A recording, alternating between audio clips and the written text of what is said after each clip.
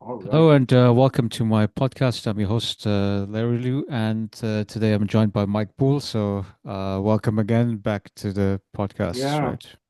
It's been a couple of months now, right? We took a very long hiatus, because I guess we're both Academics. busy here. Yeah, but now, we can hopefully get around to it, and in the summertime, I think, we have less of the schedule pressure, hopefully.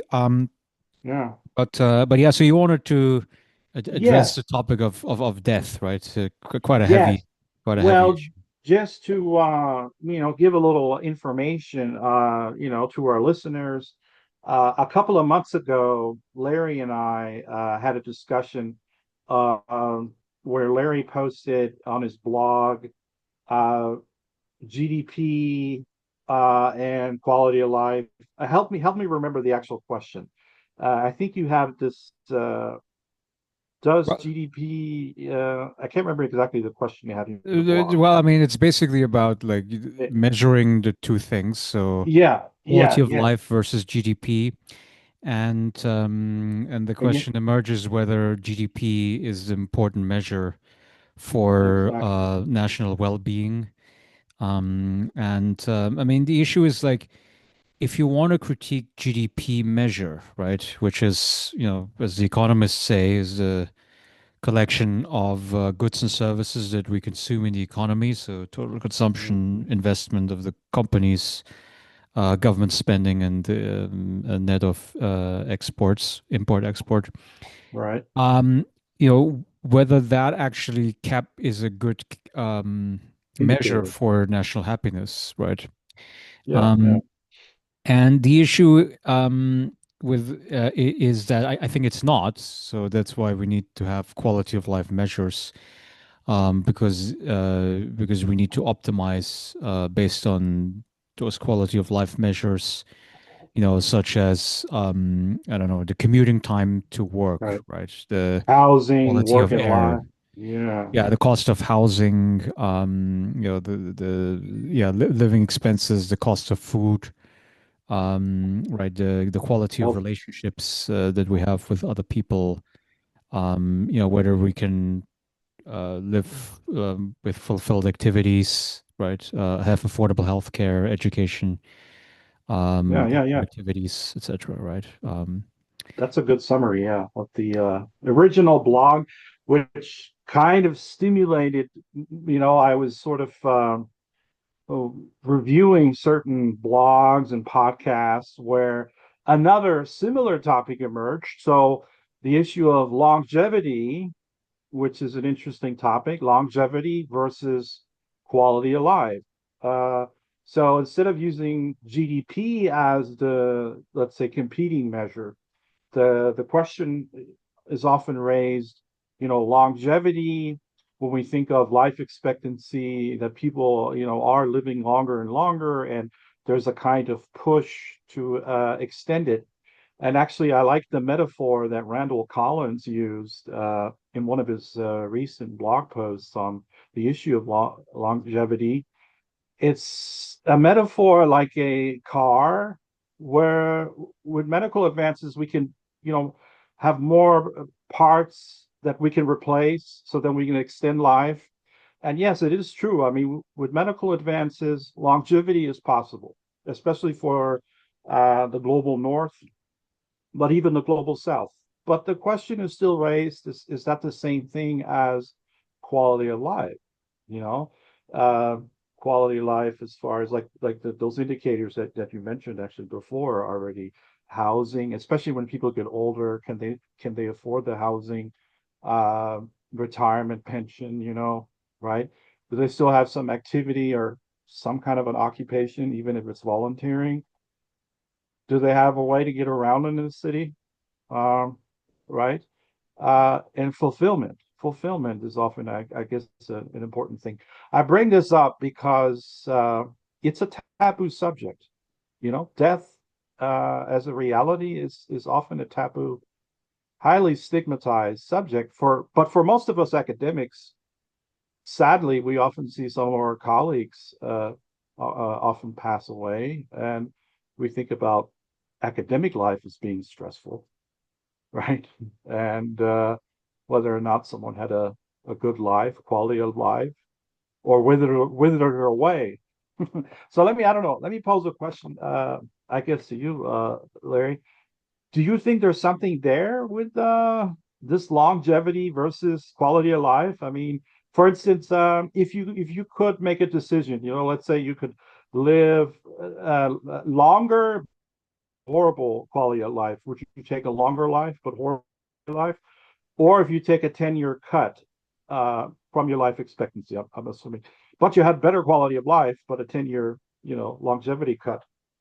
Which would you take if you take one of those Well, I would say options? quality of life is more important, right? Okay. Because I mean, if you imagine the most extreme example, right, where let's say you live a very long life, like let's say 100 plus years, but the last 20, 30 years of your life, you're bound to a wheelchair, you have all kinds of aches and pains, you're taking a lot of medication, you're in a lot of surgeries and so forth. So you mostly see like the inside of like hospital walls and doctors and so forth. Um, I think that would be a very terrible life versus, I mean, I think the ideal way to die is, let's say, you have 80 relatively good, healthy years, and then Mhm. all of a sudden you get like a heart attack, and then 1 week later you're dead, right? I think that's kind of I mean, Yeah. like if you had like the optimal choice over a modality of death, I would say that like the sudden heart attack death is kind of the most ideal situation, right? Yeah. There's a certain ideals that we have in mind that people think they die in a hospital, and those are their final moments. But what's interesting, a lot of the statistics I think indicate that death, if you think of auto accidents, suicide, murder, homicide, especially in the United States. So there are lots of factors. If you think about how people end up dying, is unrealistic. I mean, it's not tied to the ideal. And then increasingly now we have climate change. That's another factor. Uh, so yeah, it's definitely in the 21st century, the first 2 decades, it's up for grabs, I guess. How our lives will be shaped, and uh, how quality of life will look like with all this technology and AI, and supposedly it's supposed to make everything better. Yeah, yeah. I mean, so I mean, in terms of, I think Yeah. the technologies, I mean, I think are going to be, you know, quite positive in the sense that the amount of working time that we have is probably going to decrease. But we have not solved the main distributional question, right? Which is that, let's say, I mean, I was reading about Microsoft laying off an extra 8,000 workers. And I'm sure if you go through the list of all of these big tech companies who have overhired during, after the pandemic Yeah. season, but now there's a massive cutback because, they realize that generative AI does good enough of a job, and it turbocharges the existing employees, right? Mm. So it's not that they go down with zero workers. It's just that they reduce the headcount, and then the remaining workers will just have added hours. Or I guess, but they would have Yeah.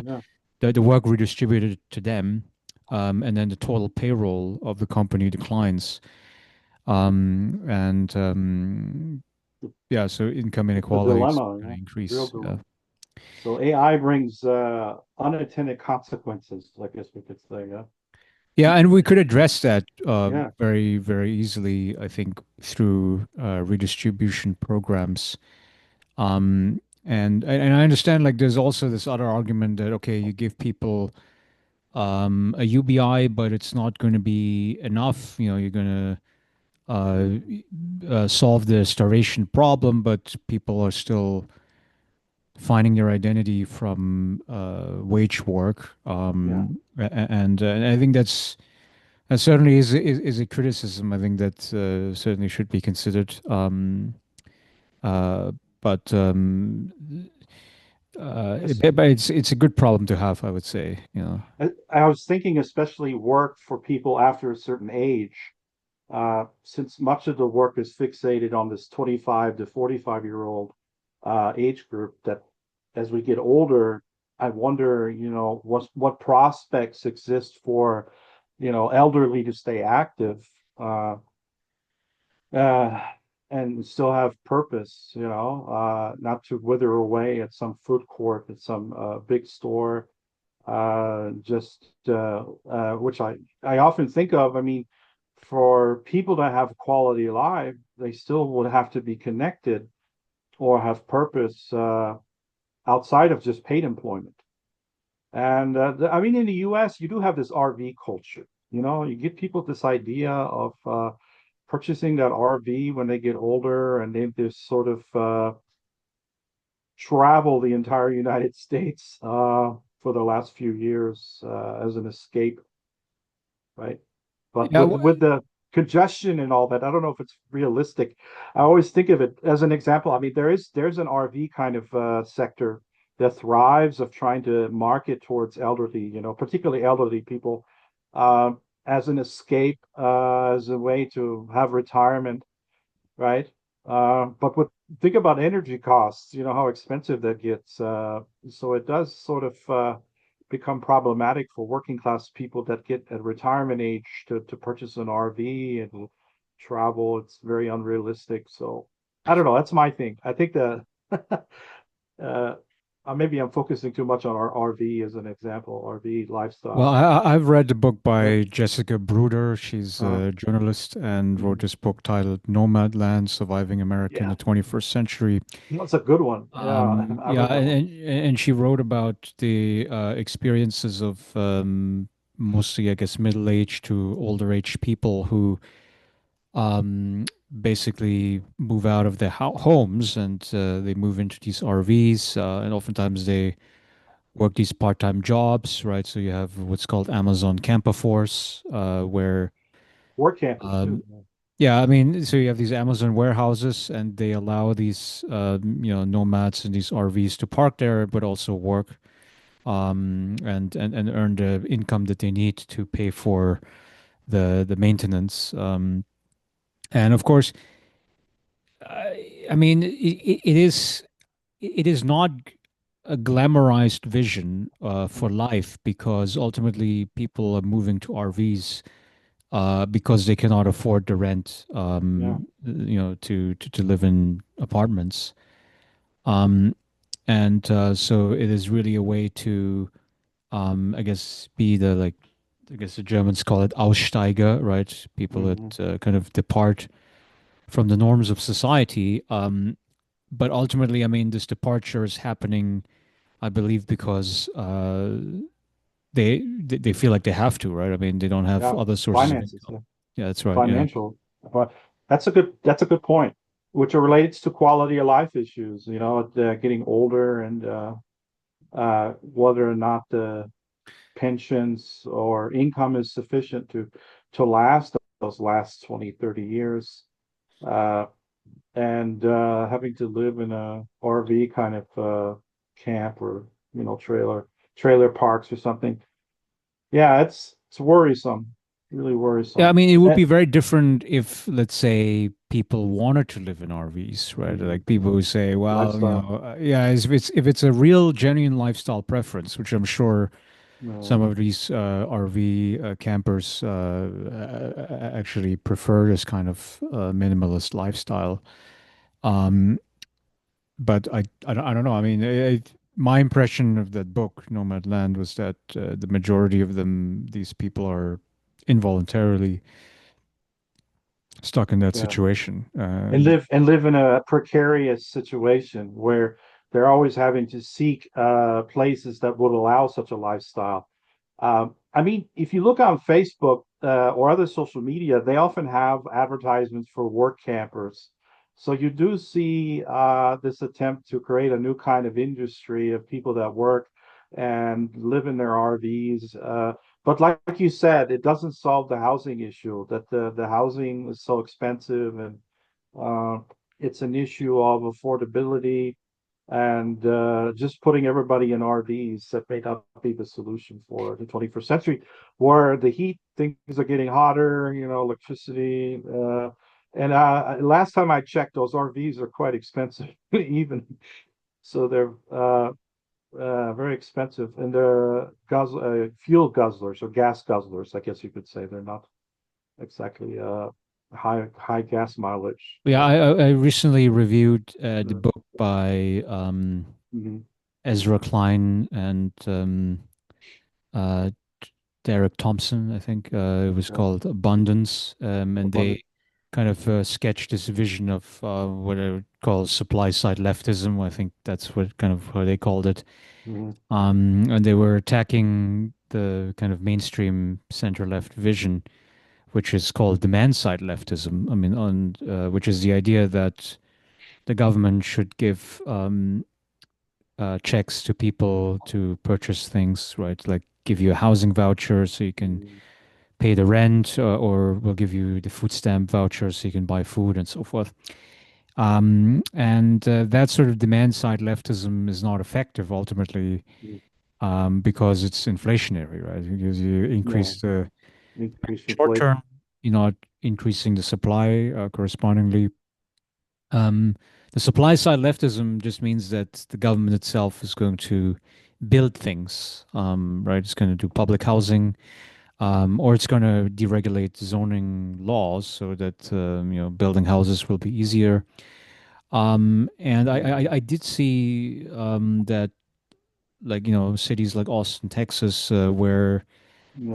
the average rents had actually been declining, because they did some deregulation with the zoning laws, which a lot of the liberal northern cities, New York City, Boston, and so forth.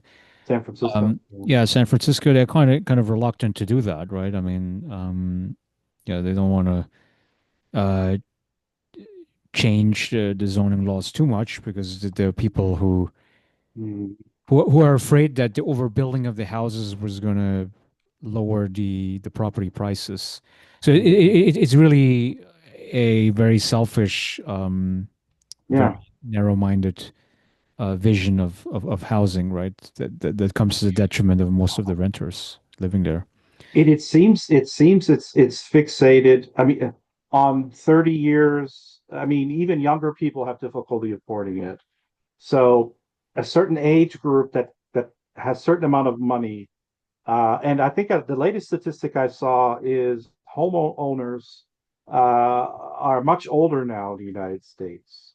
By the time you own a home, maybe it was, 30 years, 10, 15 years ago, but now people are much older by the time they actually own their home. So there's a lot more work and income required to even make that milestone. So most people end up being renters. And if they're renters, they're obviously, influenced by landlords and companies that own the properties. So that those things always fluctuate. So there's always also uncertainty of where people will live if they can afford to live there. So there's not much tenure, you know. Uh, Oh, yeah, you got it, you found it. yeah, so we got the Was image that here. right with the statistic? Okay, The, yeah, that is older. the median age of home buyers increased to 56 years of age.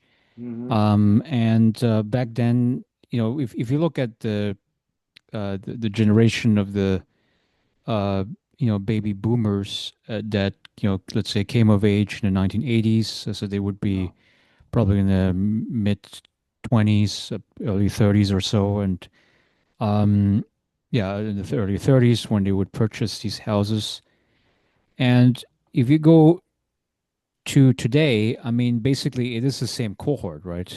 It is almost the same cohort. They kept, Okay, yeah. that Yeah. is purchasing these houses, and especially like when you have like these recessionary periods, right? The 2008 recession, it just pushes it up even Oh. further, right? And then during the COVID crisis, I mean, what happened was that the interest rates just exploded after that, right?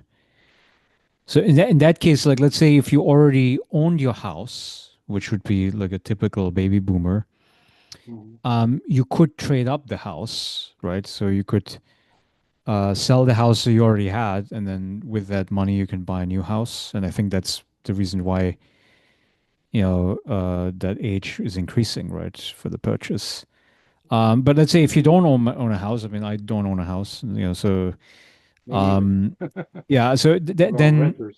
well, then there's nothing to trade with, right? So Yeah. basically, you have um, a high mortgage interest rate, and it's just not affordable, right? I mean, and then there's another factor within housing, right, where you have these big financial corporations like hedge funds, I suppose, private equity firms, Mhm. and they very aggressively invest in real estate, And housing especially. stock. Yeah. Yeah. Yeah, I mean, especially these apartment complexes that most of the renters like ourselves would probably be living in, and yeah, and it's extremely profitable, and they of course hawk the housing stock, and then with that, of course, I mean, because the profits are so high on that, so then they can just Yeah. purchase more housing after that, and just grow their stock further and further, right? Yeah, I have one more point to make, Larry. Maybe it depends on the region, I guess, where we live. Now, I'm south. I think you live more in the northeast. But I'm curious about the whole hotel and motel sector that has also kind of, you know, has become a new alternative housing option.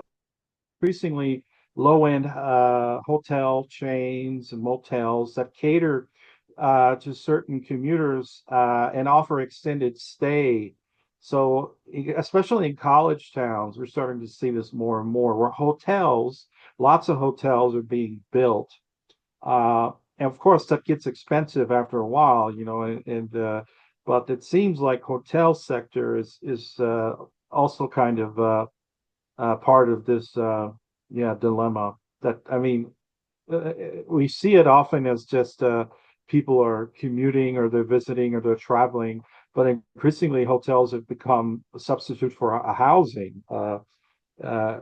With not just RVs but hotels So basically, themselves. the hotel rooms, I mean, they're converted into like long-term Yeah, rentals, effectively. yeah, extended stay and of course, that money is lost for individuals, because you put your money in hotels, you're not getting any of that back. So there's a lot, I think, of speculation also in the hotel sector that also thrives to some extent with this uncertainty for people that can long-term housing options, especially if they're commuting because of work and maybe the income is not sufficient for where they are trying to work, right? So yeah, so that's interesting. So that's another quality of life, I think, issue that definitely has an impact. Yeah, and then of course Uh, the hotel uh, industry itself is uh, very unhappy because uh, they don't like Airbnbs, right? I oh mean, yeah, yeah, yeah. That's a which competitor, right? yeah, it's a competitor, and I saw there was a few countries. It was it I think in Spain where they were limiting Yeah, the amount of Airbnbs, temporary. Yeah, yeah, yeah. The temporary. and this was a way effectively to protect the hotel industry. Because I mean, if you have like private people who have extra rooms or even like extra properties where they can do these short-term rentals, I mean, it is more profitable. I mean, you have to consider, I mean, if I do a long-term lease, let's say, and Yeah. and you rent it out for, I don't know, $1,500 a month or something, Mhm. um, versus, if you do an Airbnb, you do 1 week stay and it might cost what, $1,000 already, Yeah, right? euros at least. Yeah. Yeah, yeah. So in that sense, when if you do the short-term rentals, I mean, sure, I mean, there's a little bit of extra hassle as a Airbnb Mhm. landlord because Take a Um, risk. well, yeah, yeah. I mean, like, are these tenants gonna, smash the place? I mean, and the other thing is, like cleanup, right? Because every Mm, time the guests leave, then you do have to do the cleanup. Versus with the long-term tenants, it's probably not so much of an issue. Um, so, yeah, yeah, but again, the profit proposition for Airbnbs are very strong, mm. and the hotel industry doesn't like them for that matter. Yeah, and even locals, because it may sometimes create fewer options for the locals who cannot afford the rates. So I think that happened in Spain and Italy. They had the locals revolting. I mean, the long-term people that lived there, they weren't on vacation, and they were protesting because it was eating into their housing options, and the lack of available housing options for the locals living in those cities caused a lot of protests. I think in the case of Spain, it was causing protests in Italy too, right? Italy. So yeah, that's an important topic. The feasibility of using hotels as housing, long-term housing. Uh, that doesn't seem to be the best solution. Yeah, that's right. Yeah. Yeah, I mean, but ultimately, I mean, I think it goes back to this issue of like, Mm, how much do we want to live in a profit-based economic system? Because, some people right. say that, it is a profit-based economic system that allows for, innovation, new products to be brought to the market, and for rising standard of living. Um, but the other thing is that, sure, but then, what if there is a stagnation in the growth? And what if there are no more rules to limit the amount of money that, I guess, the Speculation. powerful actors are able to make, right?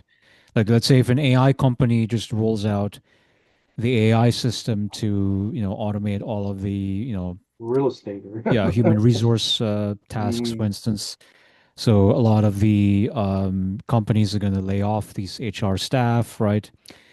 And then of course they purchase the fees to use this HR AI software. Um, that AI company will become massively rich, right? All of the mm, investors who put the money there are going to get very rich. Um, but all you have done is, I mean, you've basically redistributed the income from the workers' paychecks to the investors and the owners of these AI companies.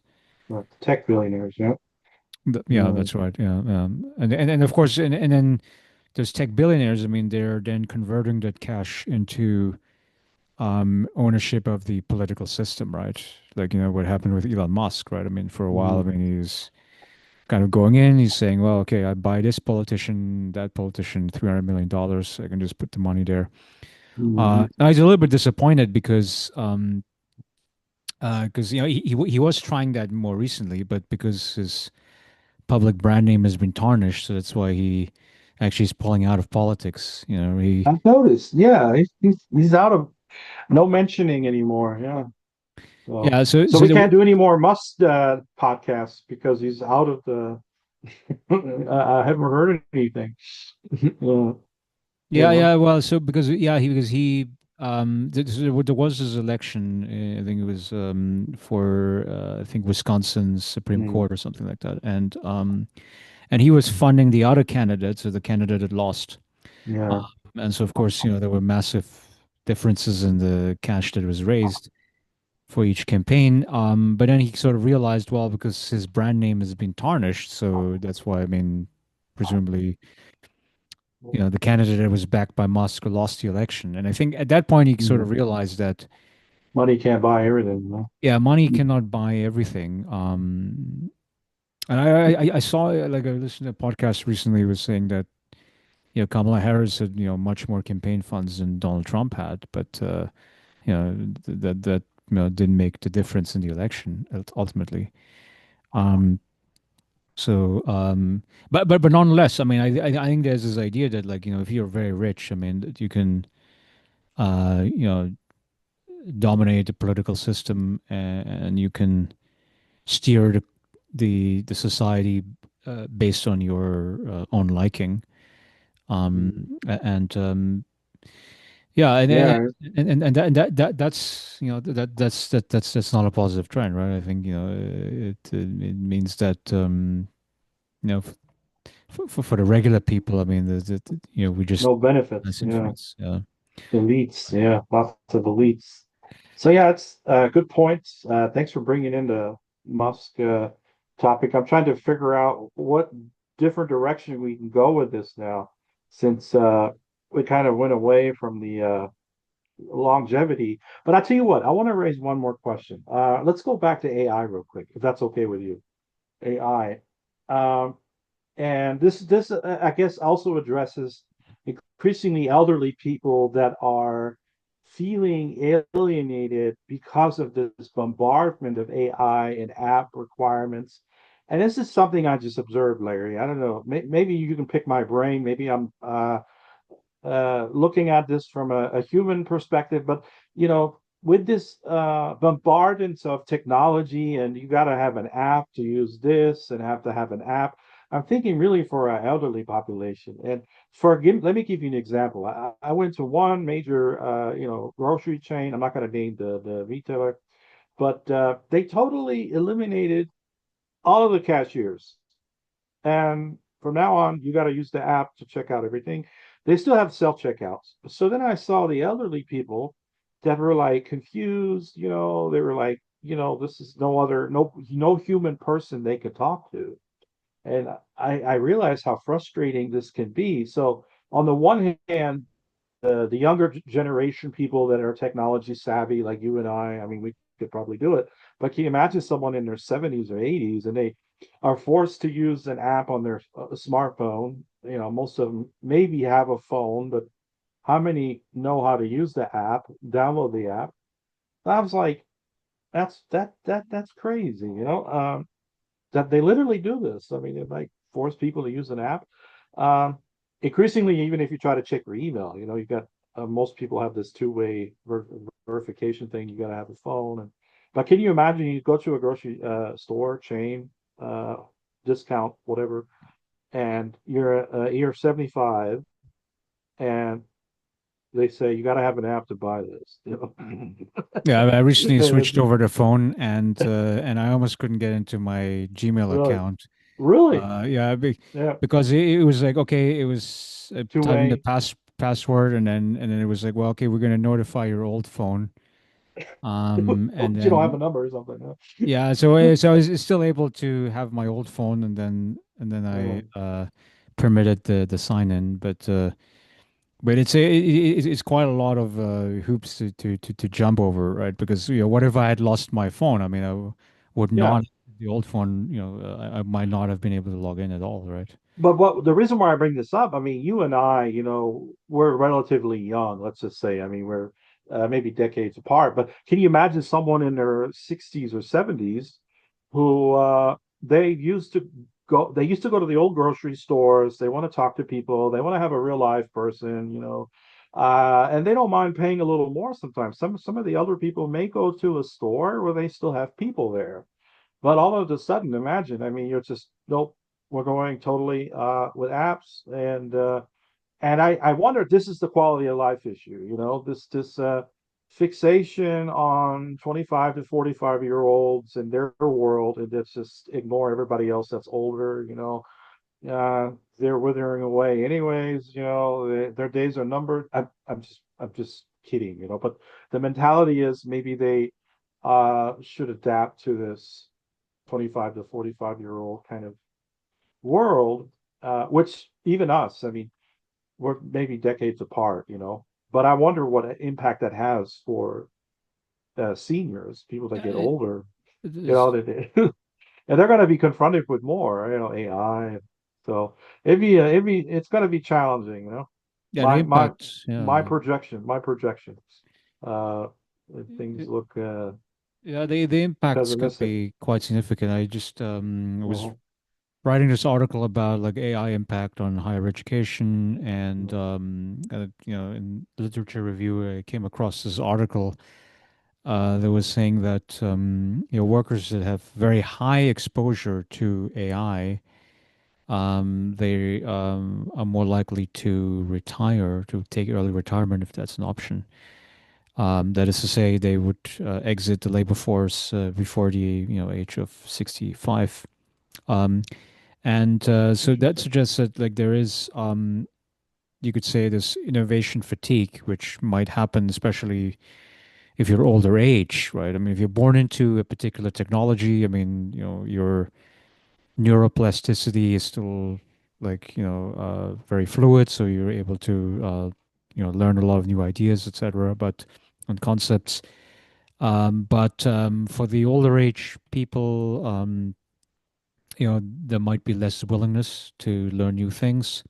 Mhm. Um, and they would try to take the early retirement option, if it's there for them. Um, and Yeah. so yeah, so we would expect the innovation fatigue to happen, particularly at higher ages. Um, Mhm. uh, and um, Interesting. but then the thing is like, but who's going to stop the technology, right? I mean, Yeah. this issue is like, yeah, I was recently writing about, the rise of, cyborgs and robots. It's kind of a, Oh, that's another good article you wrote. alternative social forms, uh, Mhm. where you know, you could say, I mean, it's like a continuum, right, between like 100% human biology to basically 100% robot, and then kind of the cyborg is in between. Um, but if that's kind of the direction that we're pushing towards, right, more and more of the technological integration into the human body, um, and we debate like, is it desirable or is it not? The issue is that, yeah, I, Mhm. I don't have a feeling that we have a real choice, right? That it's almost like Oh, that we are kind of heading in this direction head on. Like for instance, like I mean, if you look at the means of warfare, for instance, right? yeah, yeah, yeah, yeah. The Technology. Yeah, I mean, up until like 3 years ago, so right before that, Russian invasion to Ukraine, most of the military strategists and planners were talking in terms of like tanks and airplanes and artillery pieces, in combination, of course, with the infantry, as a way to win the war. But I think as the war sort of evolved, there was a realization actually that the drones were the crucial technology. Yeah, the new crucial technology, definitely. But I That's right, want, yeah. but Um, I want to hold you accountable. I'm going to go back to the statement you said that give me go that technology is going the way it's going. It's inevitable. It kind of reminds me of the structure versus agency kind of debate, or in philosophy, the free will versus determinism.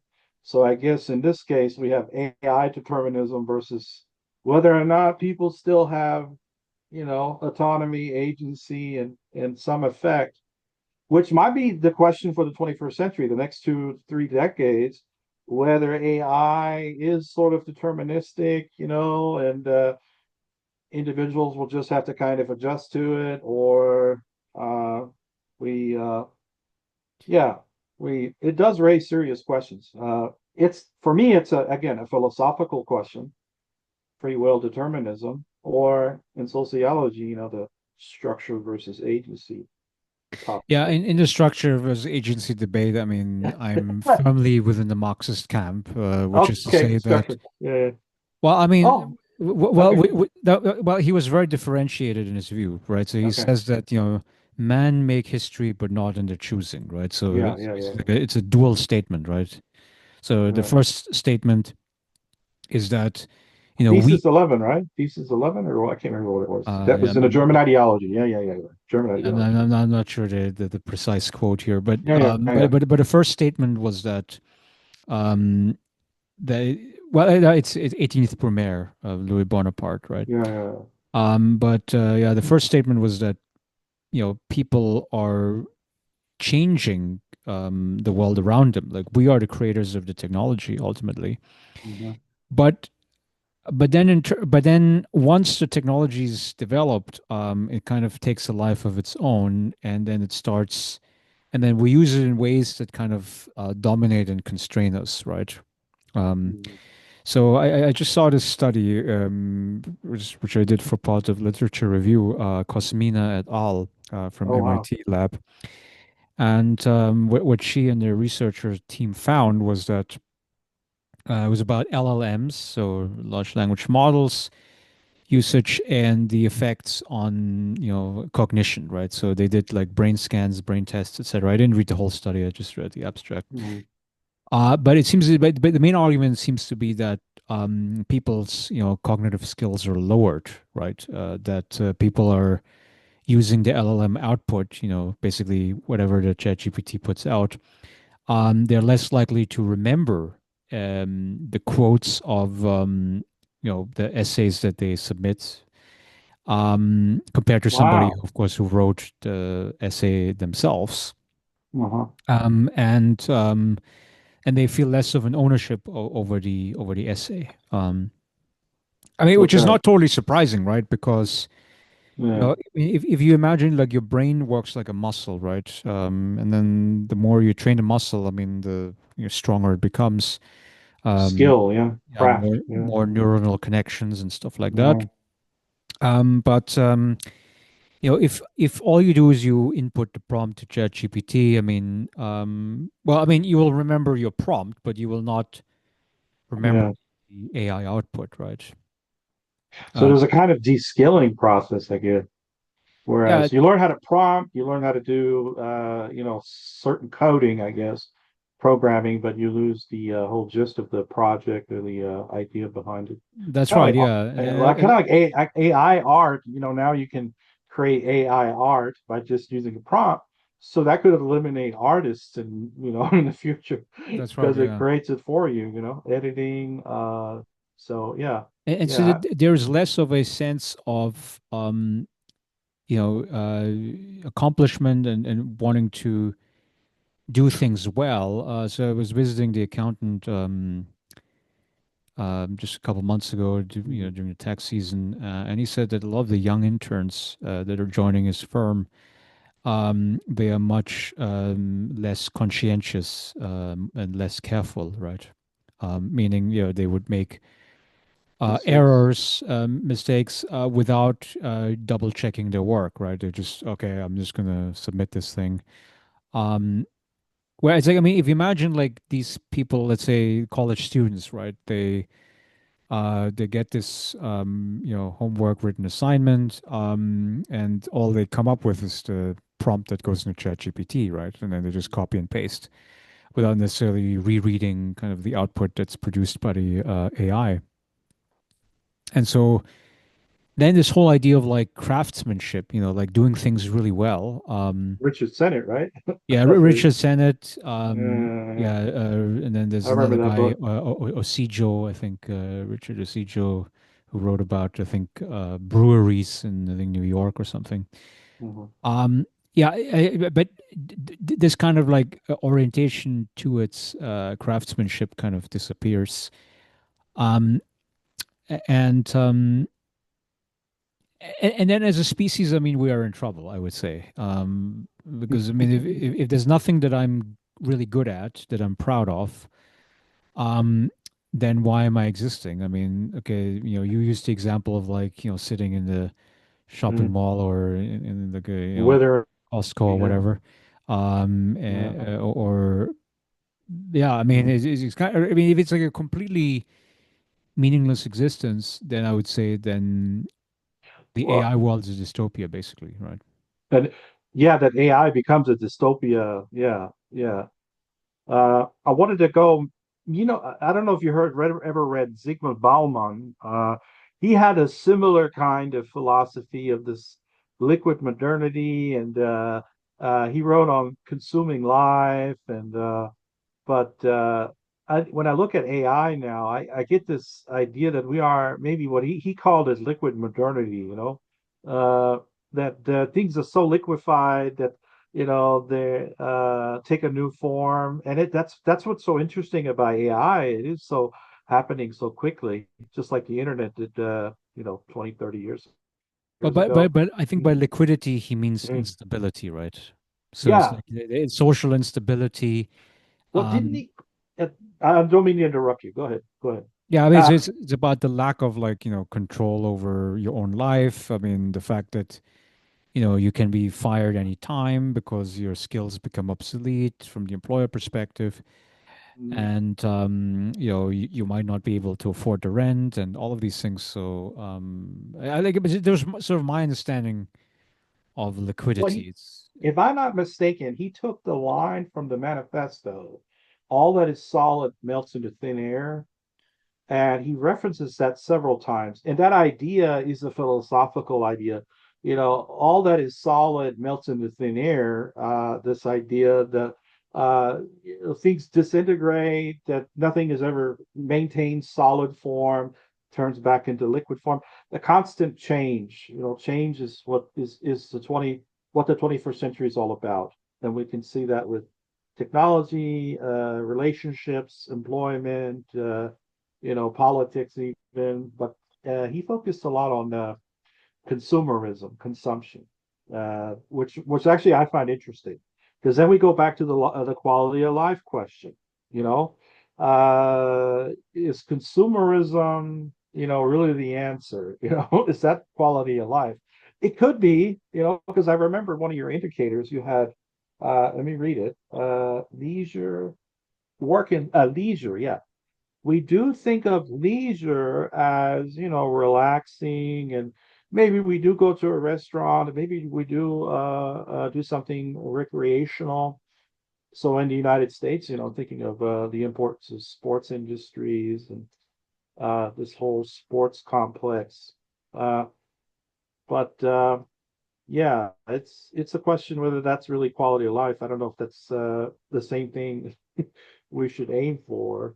But sports seems to be a big thing in contemporary society. It has a kind of commercialized side to it increasingly. But uh, yeah, but also this mm, idea mm, that like we are in it together. I think yeah, that's really something that if we accept the Durkheim thesis, right, of social solidarity being an important okay, aspect of our identity as human beings, um, then like he spent so much time like discussing religion, right? Because it's something that gives us awe, right? And then something that connects us with other people, more or less. social And then bonding. yeah, and then I think okay, then the issue is okay. Well, assume that the society secularizes and there is no more religion that will bind the entire society together. I would say that sports would probably be The best next replacement. best thing. That's right. Yeah. I mean, that will not make up 100%, but I mean, this idea that you do. I mean, like y- you have a calendar of like sports events, right? For different kinds of sports, for football, for soccer, for basketball, baseball, etc. And depending on what sport you're passionate in, I mean, there's like a physical venue that you can go to, right? I mean, you could buy, Mm, a ticket to attend the games, right? yeah, And as a fan, as a yeah, fan, that's right. Yeah, yeah. So you can cheer on, your own team, right? yeah. You're gonna wear the jersey probably, right? So you're gonna probably have like a scarf, right, of your team, and then you're gonna wave it during the game. Well, collective identity. Yeah, Yeah, yeah. and I think people need to have that. I mean, sense of awe, right? Which um, Yeah, which in normal life, I mean, it's very hard to get that, right? I mean, if you just you know do the mundane things. I mean, if you go to work, if you eat your food and exercise, and I mean, you do very mundane things, and you don't get that sense of awe. Mm. And I think we do need to have that occasionally, and I think sports can get you there Off, for sure. offers escape, yeah, entertainment, yeah. And it seems to be for all age groups, for the most part. But as far as employment, I mean, this professionalization and the reality of people finding employment in those fields. Uh, Not everybody is going to be the next Caitlin Clark, or not everybody, is has the skills or talent, So I wonder if that's to some extent, high school levels. There's this idea of athletics as a pathway into another arena, right? And the statistics percentage seem to indicate that very, very few find employment, especially in professional sports, but they're less than 1% or something, But I really think of I discuss this sometimes with my students, like the reality of how many actually make it that far. Uh, uh, but most people become fans and just watch it, take part in it, but they don't actually find employment in sports unless they become coaches or something. I don't know, right? Or they work at the nearest academy or sports retail store, right? So, uh, Yeah, yeah, that's right. a little Yes. extra, but it is part of quality of life. I mean, because it's kind of recreational. People stay active, there's some employment offered for people volunteering. So maybe we should have added that to your list, your original list. You did have quality of life indicators. You had work leisure. Maybe we should have added sport. I think Well, that would which have been, would be categorized under yeah, leisure, I would yeah, say. yeah, yeah, yeah, yeah. Yeah.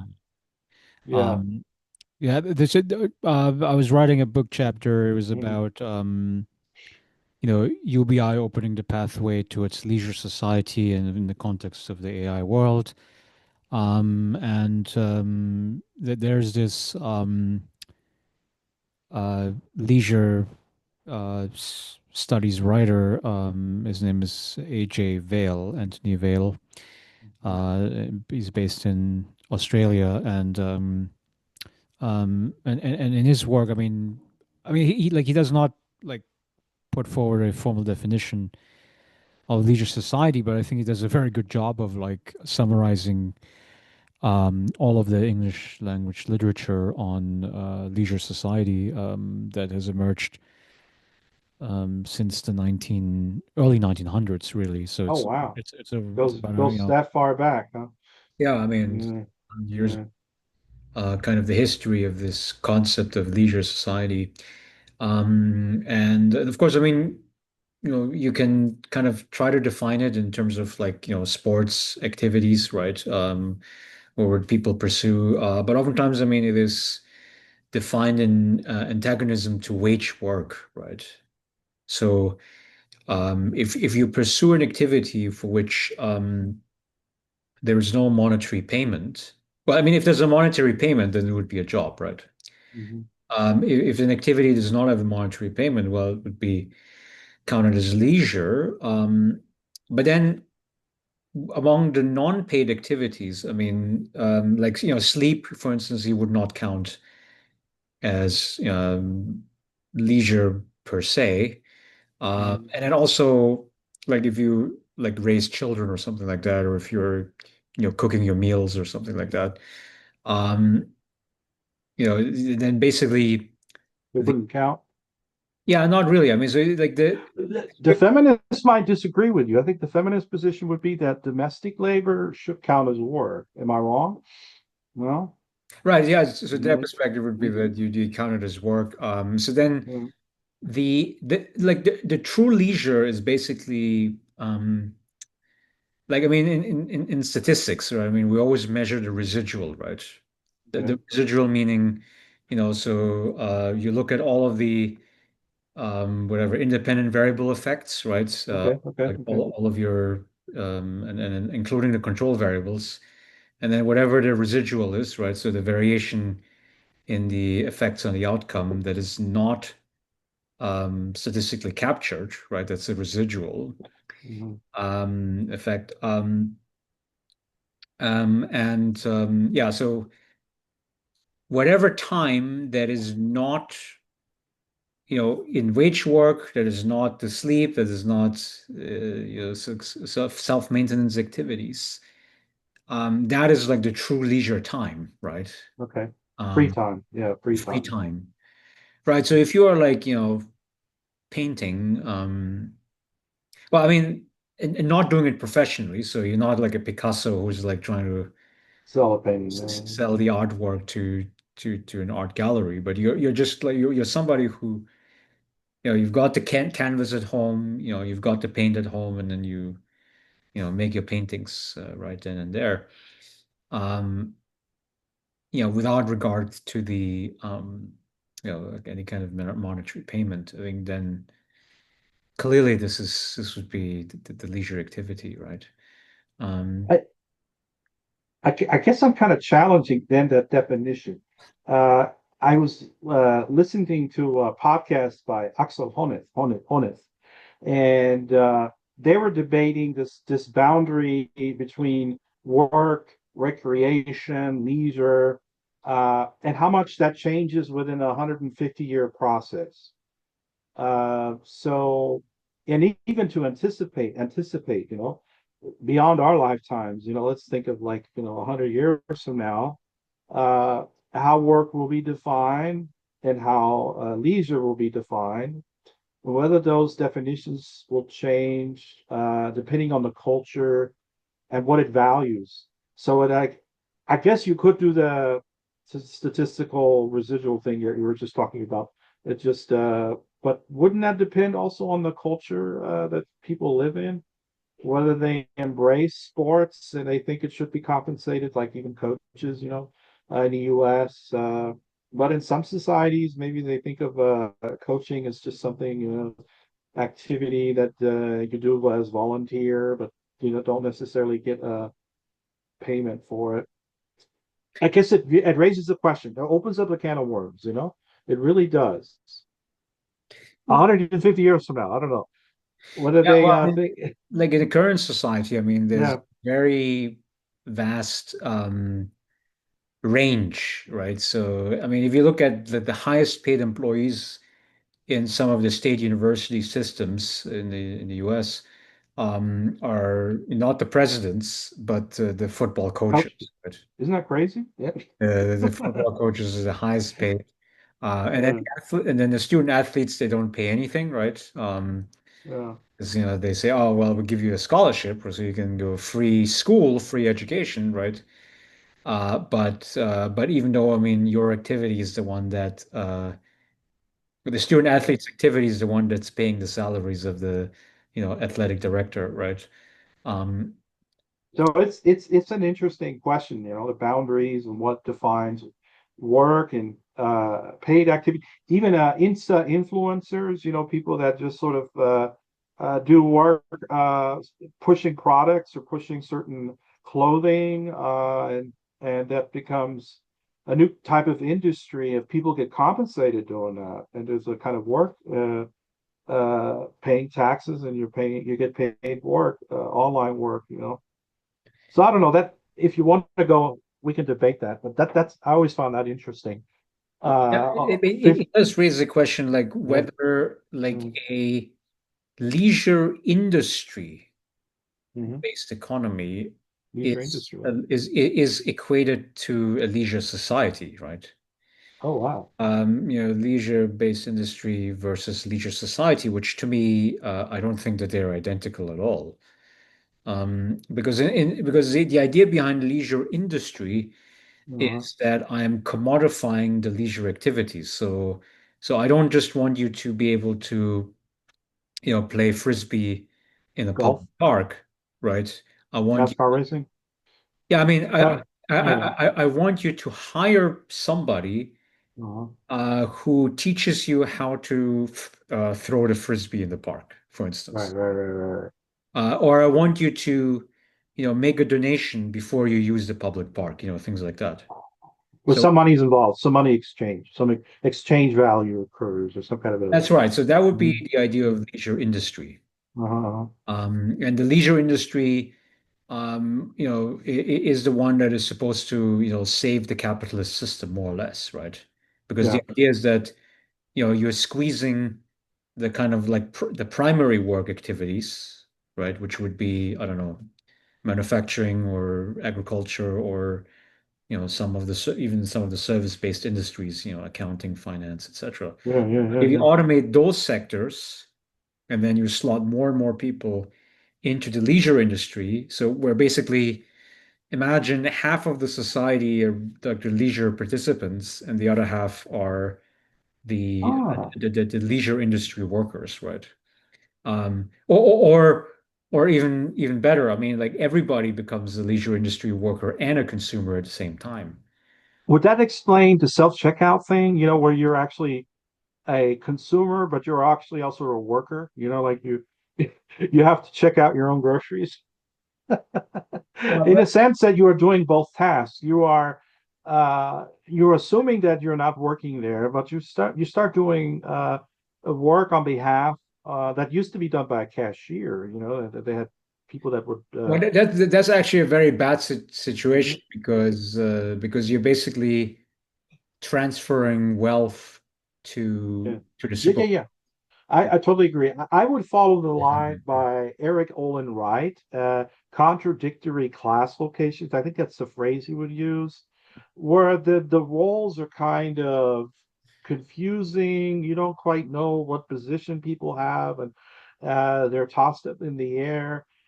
And but the example of self-checkouts at a grocery store, it kind of confuses the consumer, whether that consumer is a worker now, because in order to get your stuff checked out, you gotta do it yourself. Yeah, I mean, there's this whole digital capitalism Yeah. literature, Oh David yeah, yeah, yeah. Us, and Free then labor. yeah, yeah, exactly. Like Christian, what's his name? so Christian Fuchs. Christian Yeah, Fuchs yeah, as well. I published in his journal recently. yeah. Where basically, I mean, we're providing, free labor to these internet companies, and then those internet companies, they say that we get to use the services for free, right? But the like the value that we're creating is the data, right? Like whatever Yeah. preferences are, that's the data that becomes valuable because the advertisers are willing to pay for their data, right? That you have to enter in order to use the right technology, or you agree to. Yeah, yeah. Yeah, So you agree to it by default because you're using the service. So your information gets sold to the advertisers, and the advertisers are able to sell us products. Um, mhm. and in that way, I mean, so who's happy? Well, I mean, well, the advertisers and the sellers are happy, right? Because they found new buyers for the products. The tech companies are very happy because they just made money off of us, right? In that way. Um, the users themselves, now they say that they're also happy because they're connected with the consumer products that they want to buy. So it does have this like very innocuous kind of relationship there, but ultimately, I mean, it is still, I mean, you're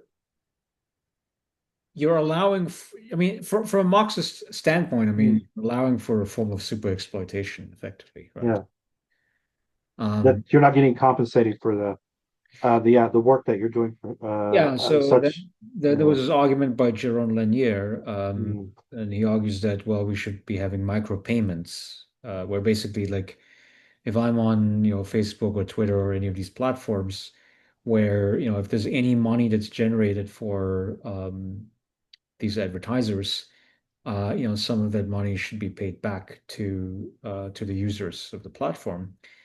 mhm. Um, and then I recently saw another book that Lanier published where he's basically, I mean, like, I don't think he went away from the micropayments idea, but I think he's making another argument now. He's saying that we should quit social media altogether. We shouldn't be spending any time. Because we're giving away free labor, yeah, or we're contributing, yeah.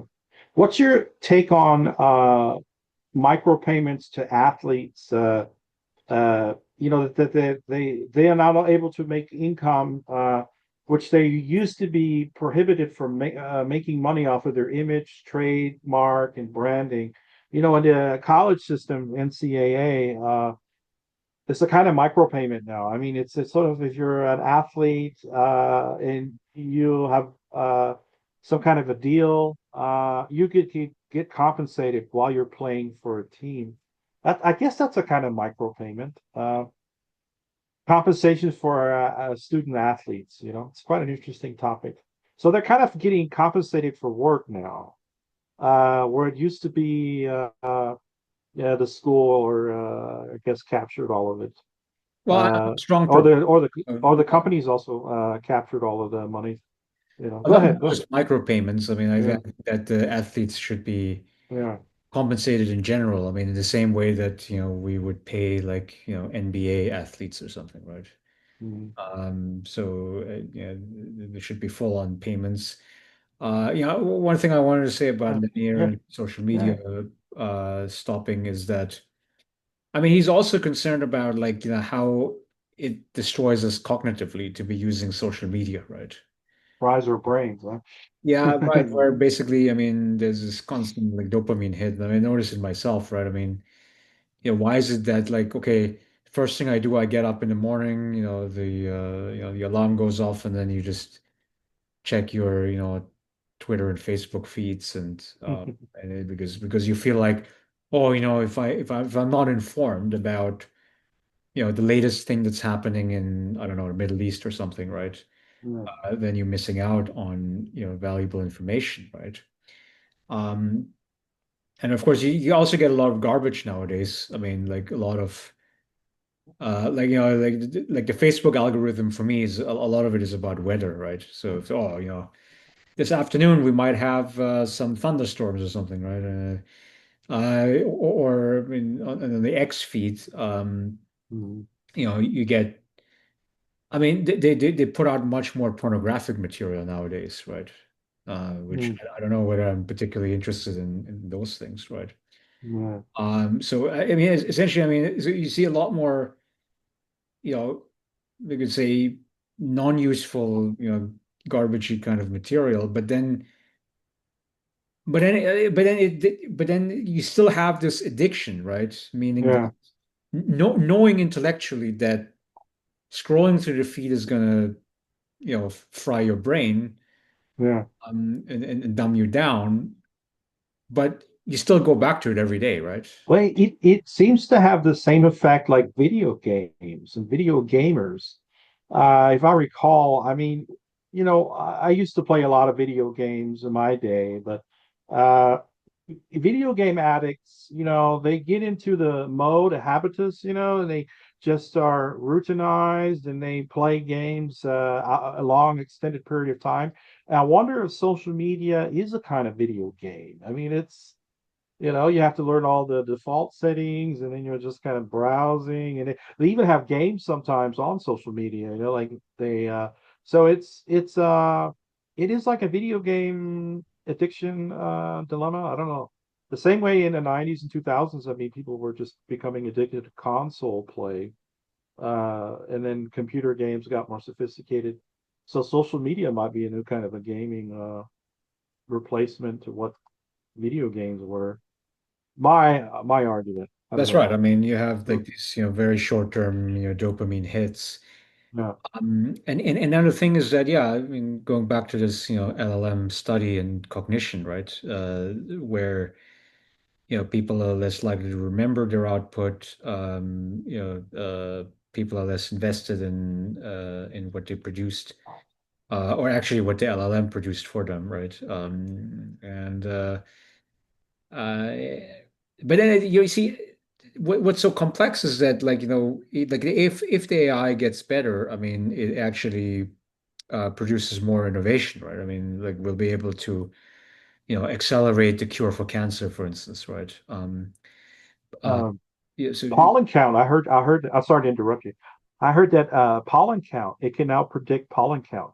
AI is able to pollen count what's in the air. People that have people have allergies. allergies. I read that. I read that in a newspaper today in the Dallas Morning News. That's quite a fascinating. Uh, to be sure, I mean, AI is going to be fascinating to watch, to observe. Yeah, it We're all will going to be part of supercharge it. the So society for sure. But then yeah, again, like ultimately, I mean, we develop these tools primarily to be for the benefit of, human beings for the most part. So then, going back to the quality of life issue, I mean, mm, like, what is your quality of life if you become a dumbass, essentially, I mean, to lack of a better yeah, word, right? I mean, if you are no longer relying upon your own brain, you have senses. Yeah, outsourced your thinking to the machine. The machine is, going to probably be very competent. However, if you do have an automation failure, I mean, so as part of this article, I hmm read this FAA report, Federal yeah, Aviation Administration, on the causes of, like airplane crashes, oftentimes related to the failure of the autopilot, right? And then once the autopilot fails, the human pilot, doesn't understand uh, how the autopilot system works, and so then you like the human pilot then becomes incapable yeah. of riding the ship, so to speak, right? Or riding the It, airplane. perfect illustration. I mean, my mother used to work in a bakery, major bakery in Fort Worth, Texas, and they started to automate the bakery machines, including the mixer to make the bread. And they had this problem once where the power went out, or there was some kind of computer malfunction, where everything was increasingly automated, and they didn't know how to make the bread. I mean, they didn't know the amount of ingredients because everything was, digital. The amount of flour you would have to add, the degrees, how hot it has to become. I mean, so people that were in a bakery didn't know how to bake the bread without the technology. So not So even the programmer had written yeah, down it the was such a division of labor, such a technical division of labor, that every worker there had nothing really in common as knowing how to bake bread. They just know how to run the machines, which does it for them. So it wasn't like if you go to a Austrian or a German bakery, you have a real baker that could still know how to make the bread, But because of this major kind of technological emphasis on producing lots of bread, large consumptions of it, that they don't require bakers, so they just use technology, and then they had this problem. When it went down, they couldn't make the bread, so they had to wait until they get the technology fixed, which took a couple of days. I don't know, but interesting example. That may also occur in the future with auto mechanics. I'm wondering how that's going to go. Uh, we'll have fewer auto mechanics that really know how to change the oil, or maybe change the, that might happen, de-skilling, right? That's right. So Yeah, yeah. And, more and the, de-skilling. yeah, I just had a bunch of Mm, friends visiting me, and they own a electric car. mhm, The interesting thing is that they were saying that, for an electric vehicle, you don't need to do as much maintenance compared to, combustion engine car. It's because, I mean, if you open the hood in the combustion car, I mean, you can see there's so many like small parts, yeah, uh, and then, like connections between like cables and the engine itself, etc. And then you open up the hood in an electric car. I mean, basically have a battery in the middle, right? And then there might be like a few other switches or whatever, but mhm, uh, so the most complex thing that they would have to do, I guess, switching out batteries, I suppose, right? Um, and so that suggests that, like, I mean, like if I was a car mechanic, I mean, like, isn't it not the case that I would have yeah, more skill development if I was hands-on dealing with skill. the combustion cars, right? Um, Versus with the EVs, I'm just like, well, okay, there's probably not much to do here. I mean, If I recall correctly, the EVs, it's so closed technology that they close it to where they don't want people to work on it. So it's the tools you don't have, you can't get the tools. So they want to make sure that people are not working on it on their own, so they, can charge more money and they can run up the bill. But like if you have a mechanic in the old days, and you can take it to different mechanics, and they have such skills, they have tools, they can work on it. So yeah, that's definitely going to be an issue as we, next 20, 30 years, as the cars are going to become AV. Uh, right? yeah, I mean, Definitely. I just had a phone call like a month. Uh, So it was one colleague, she purchased a brand new car, and but it had to bring it to the car dealership to I think it was about like the key fob, right?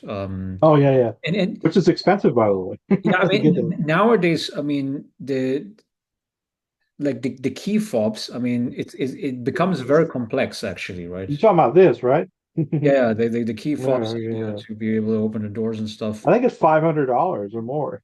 Yeah, I mean to align it, I mean especially with the newer cars, because basically it's like the newer the car is, the more fancy computer, that you have built into the car, right? So it's kind of like, relatively speaking, I mean, the cost of the computer is kind of becomes the most expensive part of the car, Yeah. the most complex part of the car versus all the other things, that you would think are valuable, like the engine and the brakes, the transmission, etc. I I, mean, those become less important, right? yeah, Relatively. you think that fits with planned obsolescence? It's like the same planned obsolescence is making it to where it breaks and then you cannot really fix it. But I guess with EVs, it'd be difficult to know if they are really designing it in that way. We know that the car parts, original car parts, will have a certain lifespan. Let's say an alternator on a car lasts 5 years, a starter lasts 5 years, car battery maybe lasts 4 years, brakes you got to get done every 2 years if you're. But like with the EV cars, it might be more secret. Like what goes out if you need a particular chip. Uh, so that planned obsolescence, I think, will still be in the background. After all, they need to make money, so they're not going to make a car that lasts for 50 years. So they're going to make one that has parts that start to malfunction, or you need a chip. I know that I had a few friends that were driving Tesla, and like there's the big battery, but then there's a smaller battery, and then you gotta have the smaller one done too. So it's not just the big pack, it's the smaller ones that also cost money, and those batteries, 150, $200. So yeah. And can you imagine if you make a battery so it breaks, that you don't make it to where they last as they used to? But you still have Uh, overall fewer parts in the EV than in yeah, of combustion. course. Yeah, yeah, yeah, yeah. You have fewer parts. No, different. You don't have to have a air check, well, emission check. So you're exempted from that. You don't have a muffler. Yeah, yeah, of course. So it's going to be good for the environment, I guess. Uh, Yeah, I mean, okay, so yeah. what is troublesome with the EV proposition, in my view, is still that, well, firstly, that like the cost for the new one is still much higher, and then I noticed like if you try to buy the used EVs, the prices are really cheap, right? Which to me is a bad sign, right? I mean, it suggests that the Yeah, devaluation of risks. it, the Yeah, you're depreciation purchasing a is risky. extreme.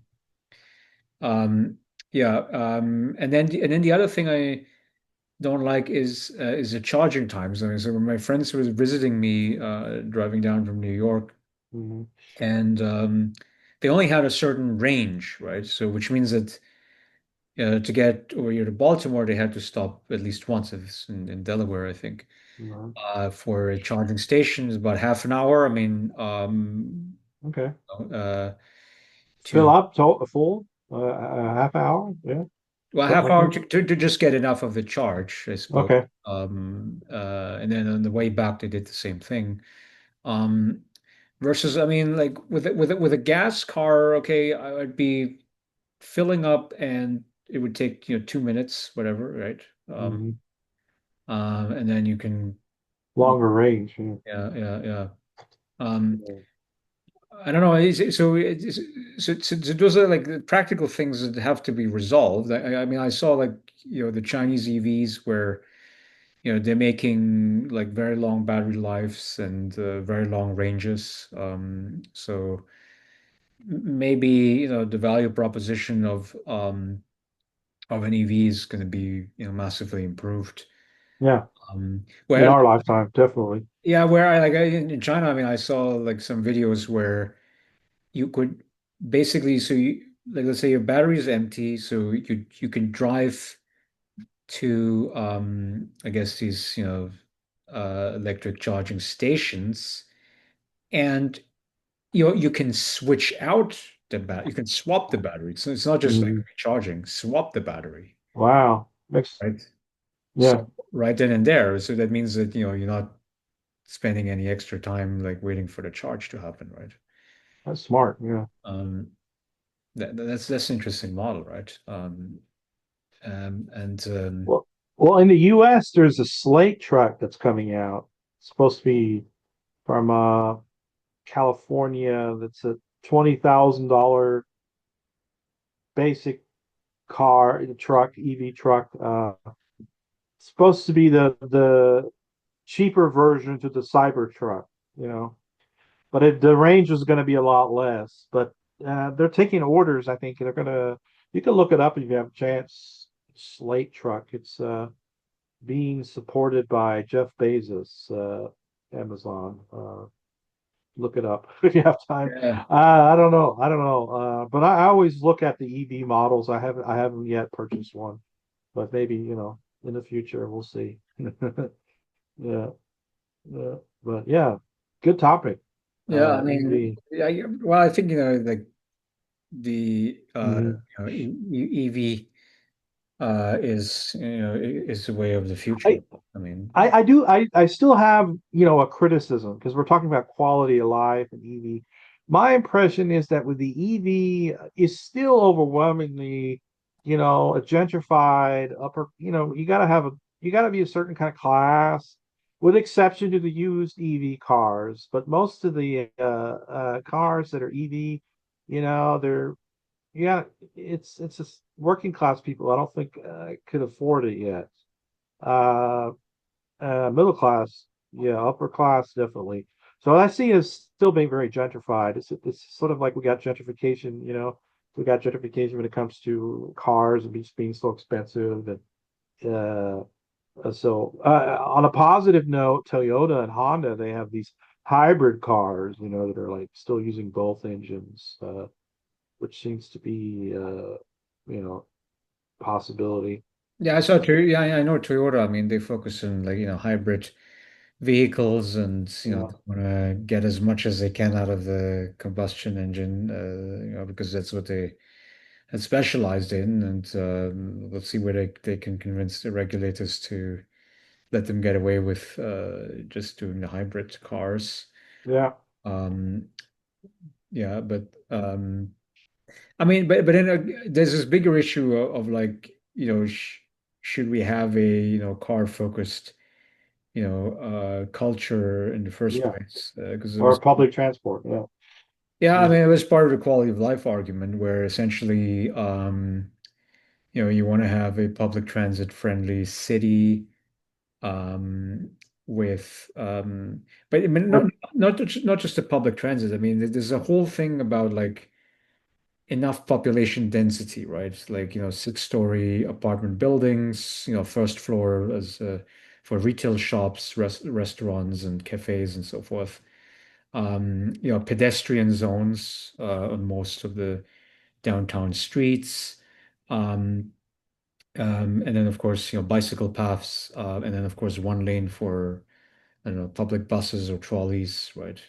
And then of course Yeah. the undergrounds, subway, metro, and so forth. Yeah, I remember you had that in your original list, the blog that you wrote, urban life slash transportation, and the solution would be more urban density and people having the access to public transport so that they don't have to purchase a car to begin with.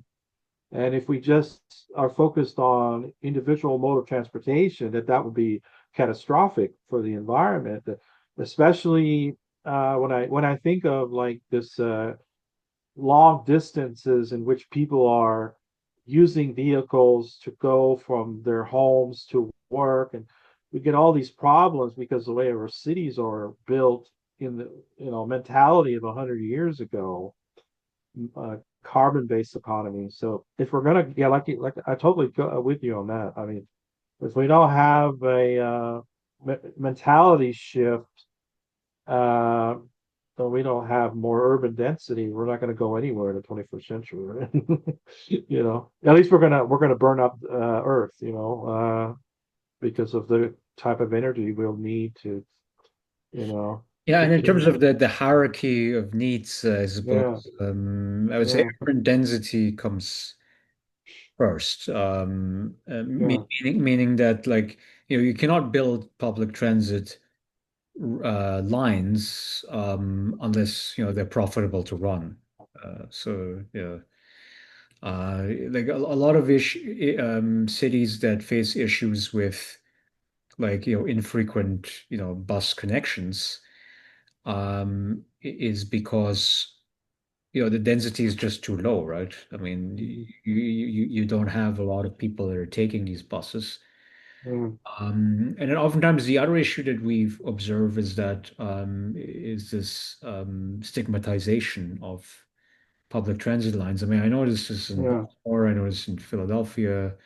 I was in Seattle recently for a conference, was kind of saw the same thing over there. I mean, homeless camping out or what in No, no, I public mean, transit, I mean, essentially, like public transit, unsafe. I mean, is heavily used by low-income people, right? Okay, okay. Low-income minority groups. And in that way, I mean, you have a form of stigmatization versus um, like New York City, for instance, right? You have, I mean, we have quite an old, metro line system, subway system, or Washington, D.C. I mean, th those are probably like the top examples in this country Hmm. where, like, you see a good mix, I would say, a social mix, right? So you see low income, middle income, high income people. Probably not the highest of the high income people, but like, I don't know. I mean, if you're like a lobbyist in Washington, D.C., I'm sure you're going to pay taking the metro, right? I mean, or if you're like a, you know, um, finance worker on Wall Street, you're going to be taking, the subway line there, right? And that's the kind of social mixing I'm talking Yeah. about. Like in So Vienna. less stigma. Yeah, yeah, yeah. Then everybody can use it. Then there's no uh yeah, Yeah, social class discrimination. clustering. Yeah, Yeah, that's. yeah. I mean, That's a it's good not so point. much discrimination. It's about like what is the preferences, the social preferences, of those urban residents. Hmm. Um, and it does go back to this density issue because, I mean, right now, I mean, if I say, okay, the we reserved the downtown areas to, um, I guess, a few office spaces, Hmm. and the residential areas are going to be low income people, and then the well-off people live in the suburbs, right? Yeah. And then what's going to happen is, okay, well, the middle class well-off people are going to be driving in, right? With the Hmm. cars. Um, yeah, then okay, will it make a difference if you gentrify, let's say, the downtown area, which is kind of also happening, right? Yeah. Younger hipsters and whatever, they like to prefer, young professionals. They like to, now live in the city environment. Well, it depends. I mean, then it still goes back to this issue of density, right? Because if Yeah. How if many? yeah, if the downtown density is still too low, then you're still not going to have public transit lines. It's interesting that you say that. The same thing happened in downtown Dallas. There were just not enough people that wanted to live in downtown Dallas. Everybody wanted to live around it, but nobody wanted to live. And so there was no demand for grocery stores. There's no demand. A lot of, especially during COVID lockdown, it just destroyed the restaurants downtown. There was no people. There was nobody wanted to live downtown. Very few. So it was a massive space of a city that was mostly, scarcely populated, but everybody lived outside. And then you had all this commuting every day in the morning for people that were still going to the office, but only, they would only be there for 8 hours shift and then they go back. So So you have the I thought office that was, downtown, and yeah. then you've got the residential in the suburbs, right? That's kind of Yeah, so you have the same dilemma metropolitan areas in Texas. Where the suburbs are so far away from the urban center. So it's a kind of yeah, problem with not just moving that many cars and vehicles at such a time frame, and then you got the hot heat and the pavement uh quality of the streets are kind of in decay. I mean the roads, which is also interesting, by the way, all that traffic destructs the asphalt, what do you call it, the concrete over time. So I don't know, but I guess it's all related. yeah, that's right. Yeah, Yeah, so it's like you're so, making yeah, making a disaster. yeah, making Uh, the downtowns attractive. And it's like okay, so mm, this goes back to like what are like the normative housing preferences, right? Because people have this like single family house, or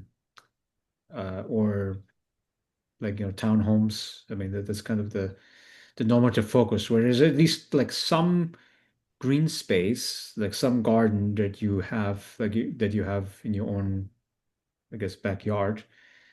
Um, and that remains in the normative focus, I think, for most people, and that I think is outdated.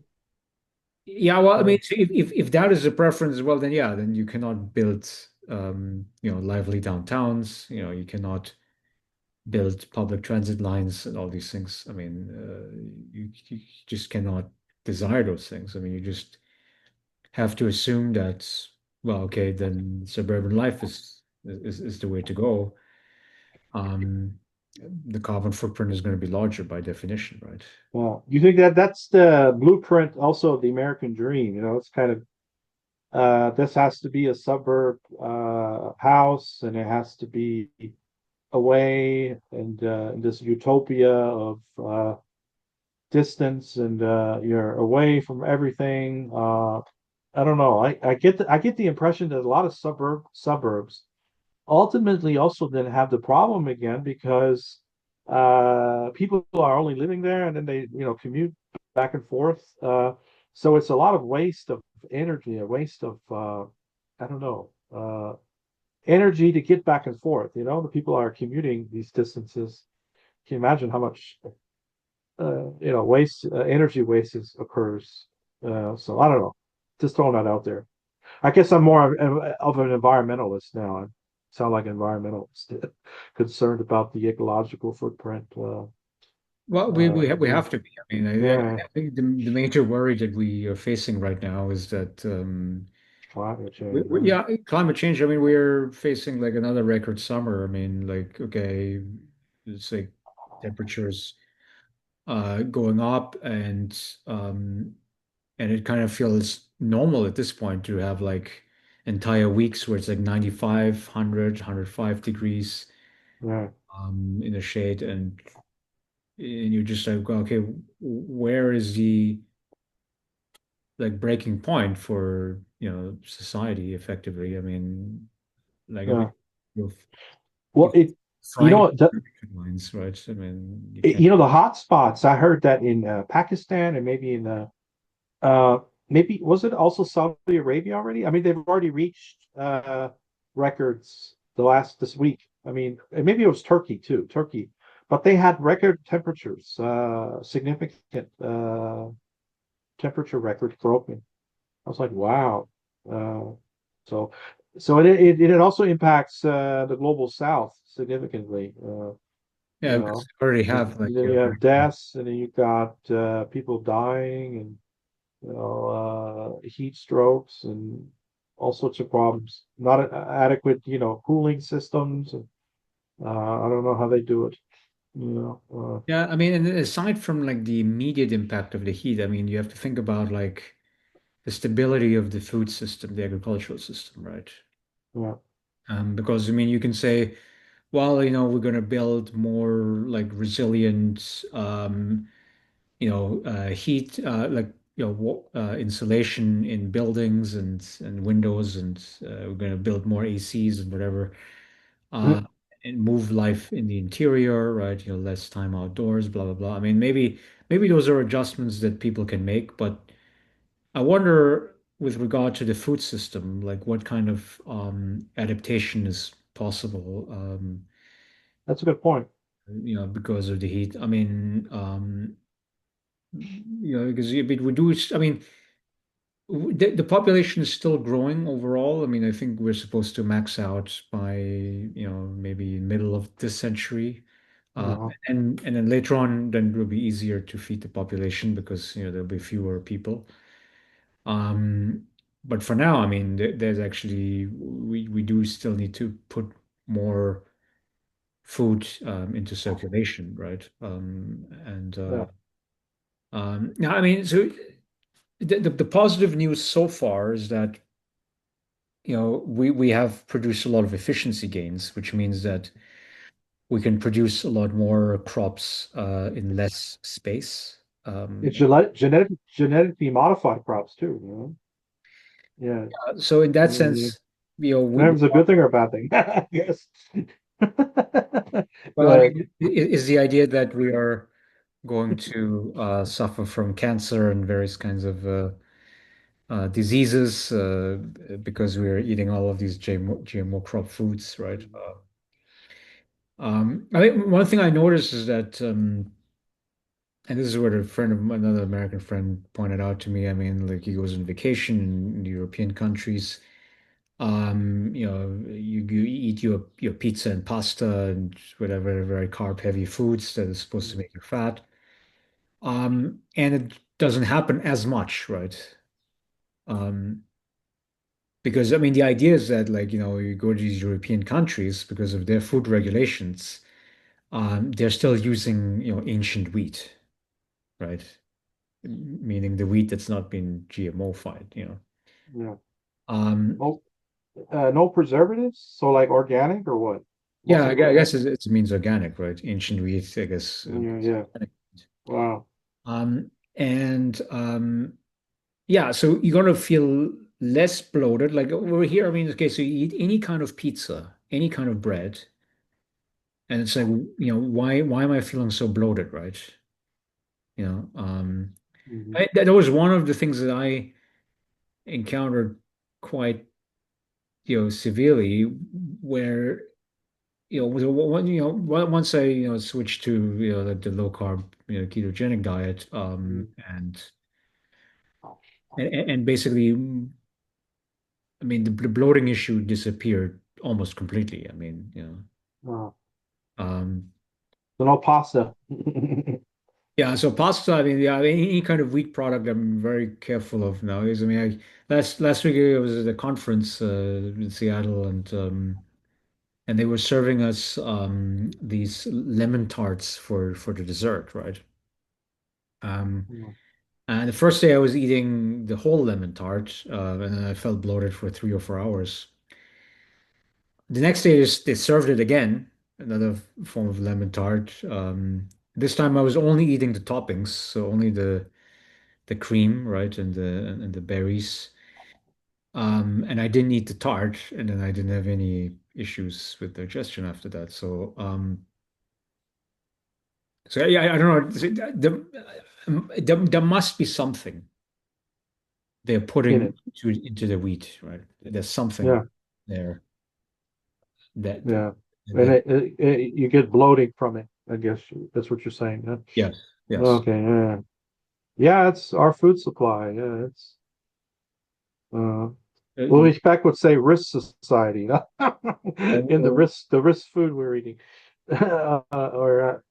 Yeah, so a yeah. reflection of the risk society. I'm sorry. Yeah, and then with the food system, I mean the double risk. So I mean, of course, the lower food quality, Yeah. and then also the total yields, right?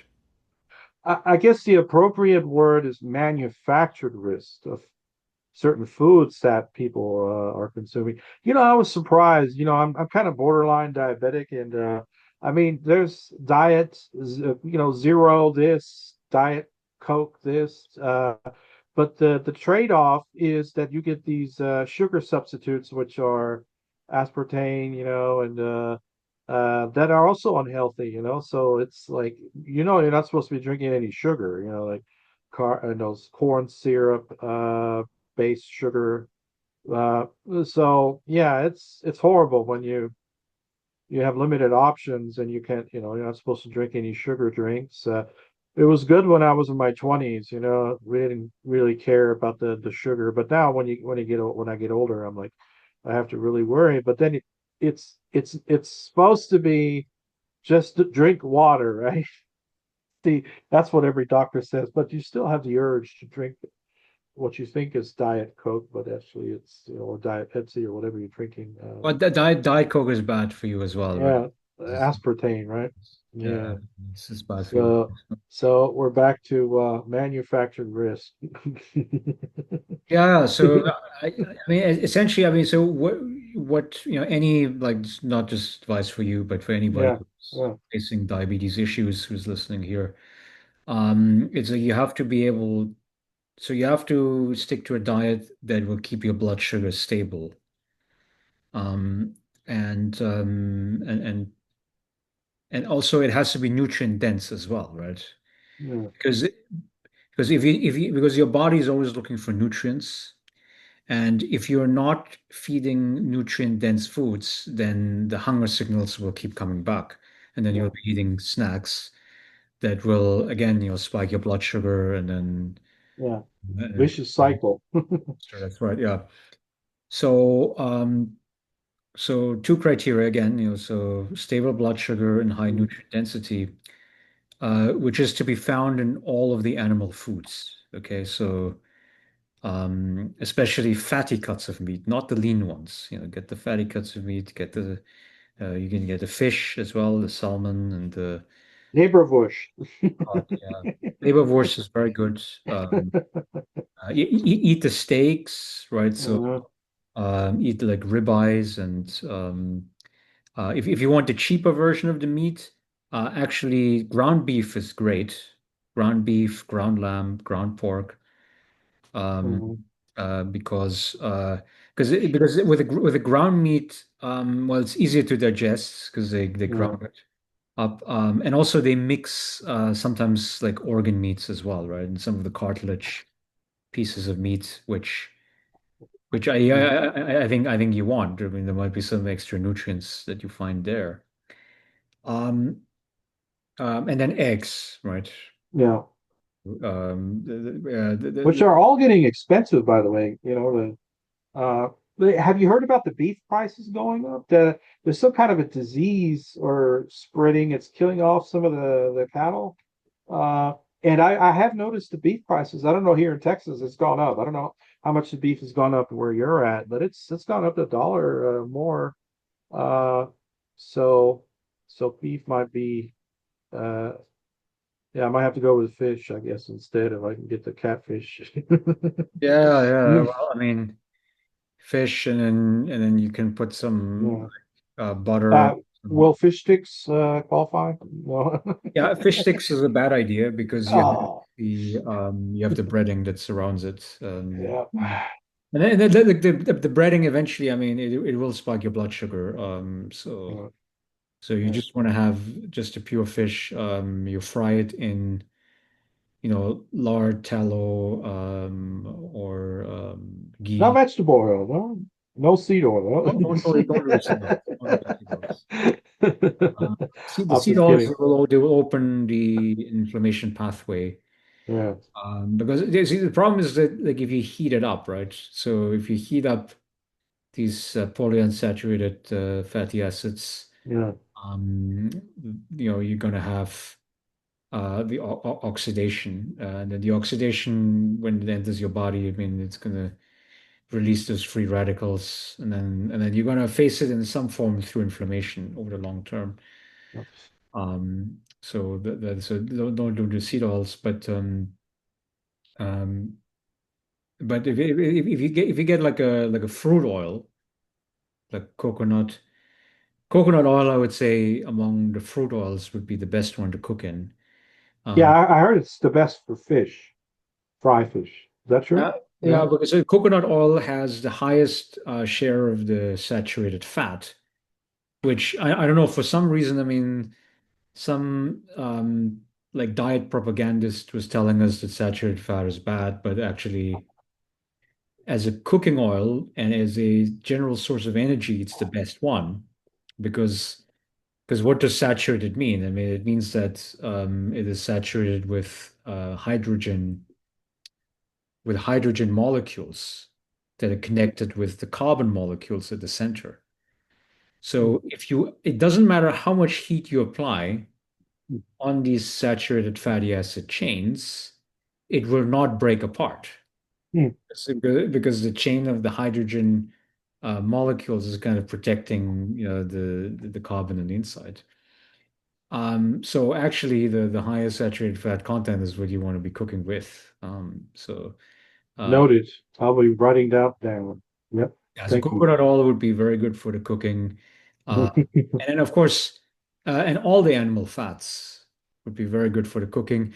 I wouldn't do butter for cooking though. I mean, not because of the, chemical compounds or anything like that, but because of the smoke point.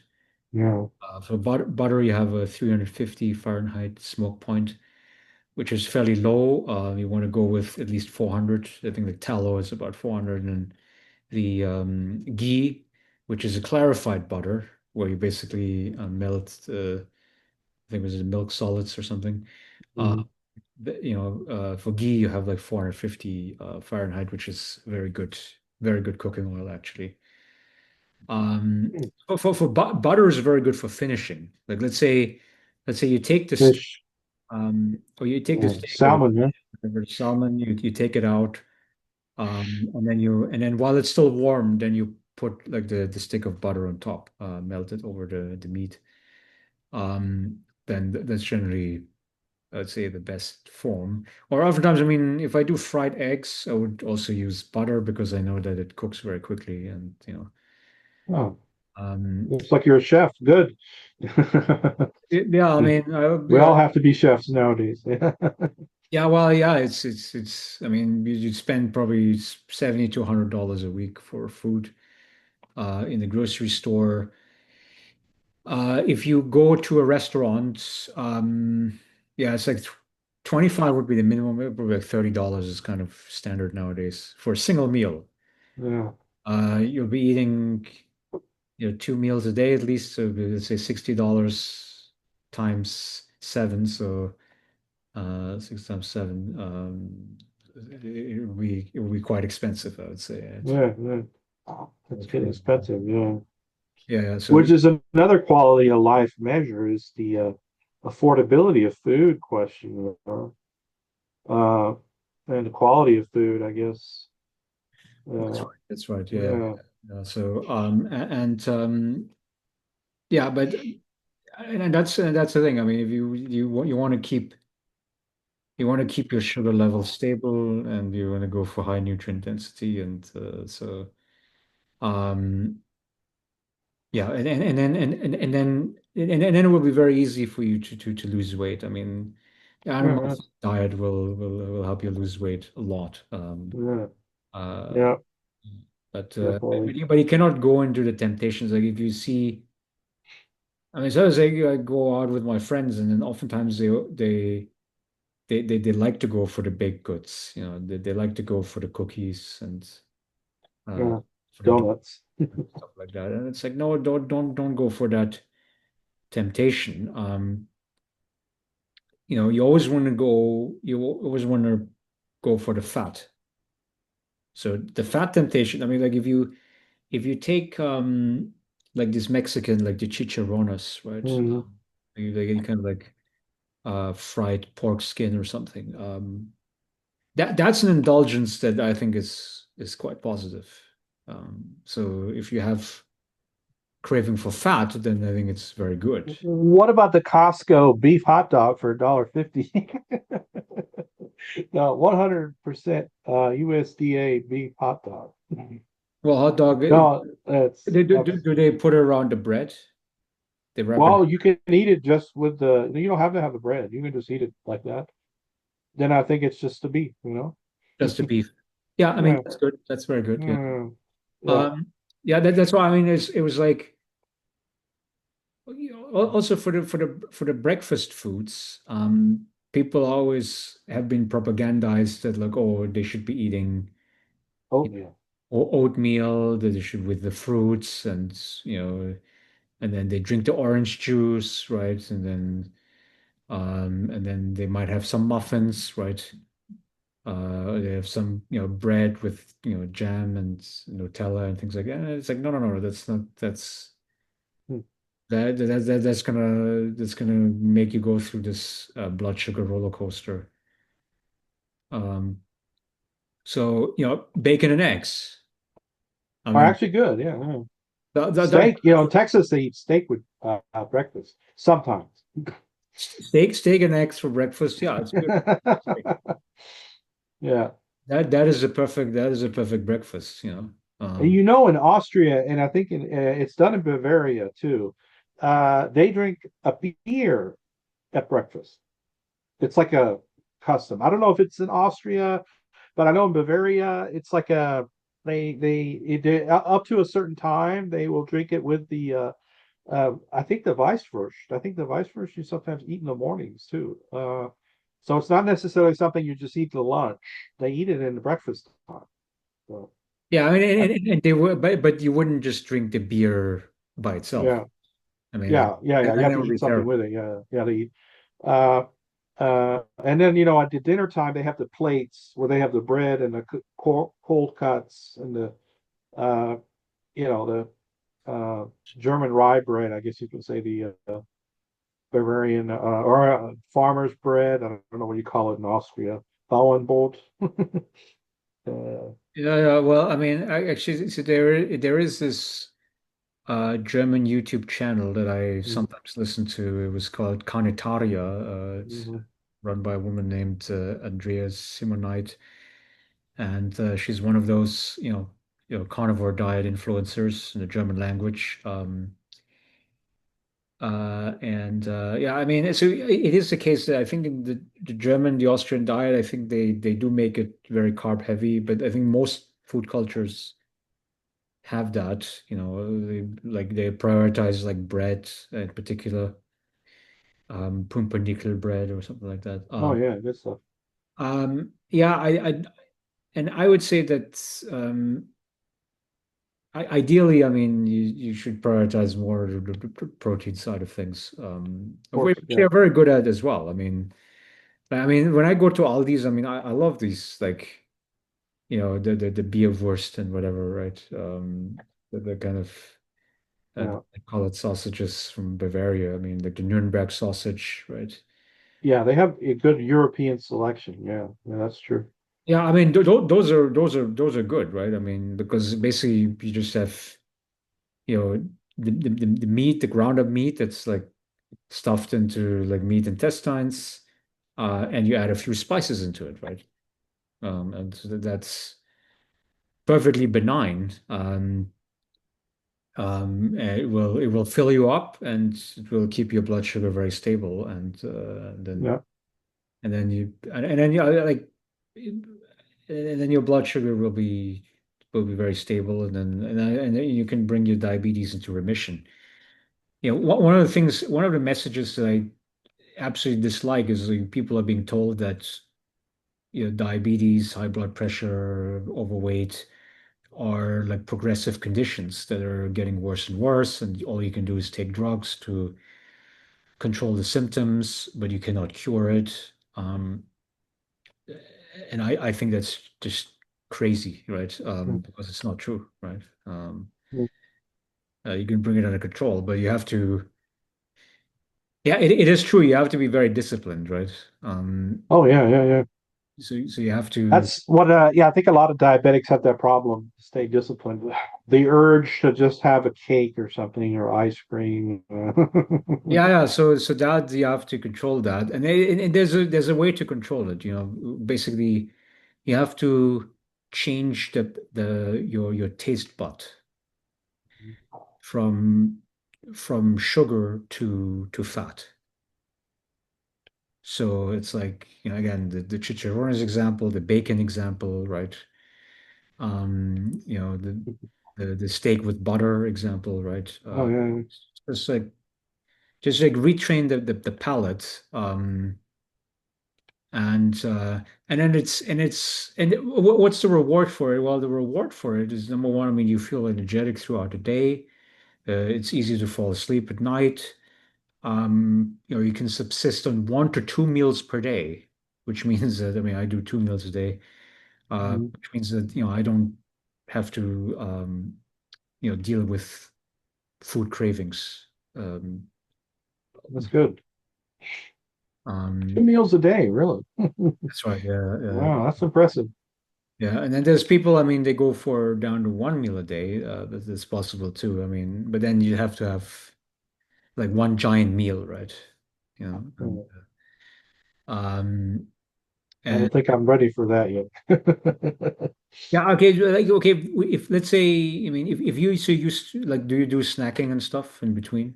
No, not really. I really don't do snacking. To be honest, I really don't. I drink uh sugar-free sparkling water. I don't know if that's considered a snack, but it's yeah, it's just have usually in my three meals. Yes. Sometimes I have two, but three meals, breakfast, lunch, dinner, sometimes a brunch. Uh, but yeah, it's usually divided up, chopped up into smaller meals. I think the problem that a lot of people have is when they eat late, and I've read some articles on this that this is a bad thing. Like you eat late a certain time when you're ready to go to sleep because you're not active anymore, and then you're eating when it's like 10 o'clock. I don't know if you have that had that problem or but I've heard that has become an issue. People get the urge to snack at night. I actually don't snack at night, but the problem is I will eat late sometimes. So maybe that's a bad But up to habit. 2 hours before bedtime, right? So Yeah, so you should not be putting anything in your mouth like 2 hours before, less yeah, than 2 hours before bedtime. that's usually the yeah. Yeah, yeah, yeah. But yeah, I mean, but there are people who like on the 1 meal a day, they would have just a dinner, like 6, 7 p.m. or something, and then they would have this one giant meal, and then that's the only time that they eat during the day. Yeah, I usually split it up, like lunch and dinner, basically, so around like 12, and then maybe around 7, 8 p.m. again. And yeah, and and it will be enough. I mean, notice is every time you put something in your mouth, I mean, the blood sugar will spike somewhat, right? Yeah, So if you're doing 3 meals a day, it's already pretty good. Because you're only gonna get your three blood sugar spikes. Um, the problem is like, I mean, there's some dietitians who are like, oh, you should be eating all the time. You should be having 3 meals with three snacks. And so, I mean, in that case, I mean, you'll be spiking your blood sugar 6 times a day, right? Which crazy. which is terrible if you want to stop the path towards the diabetes, right? Yeah, yeah, So yeah, minimize the number of blood sugar spikes, so you'd have to consolidate the meals. But again, you're not going to be able to do that unless you eat the nutrient dense food, right? yeah. Eat Because, that because otherwise, like meat. because the hunger signals that will be sent from your brain, I mean, it's gonna be like massive torture, right? And you don't want to torture yourself, you know. Right. Um, just, just through the high nutrient density, and then and then the great thing about high nutrient density food is that there'll be no hunger signals during the day. I mean, like I can go if I had a good meal. I mean, yeah, I can go 7, 8 hours without eating anything. Oh wow, that's pretty impressive.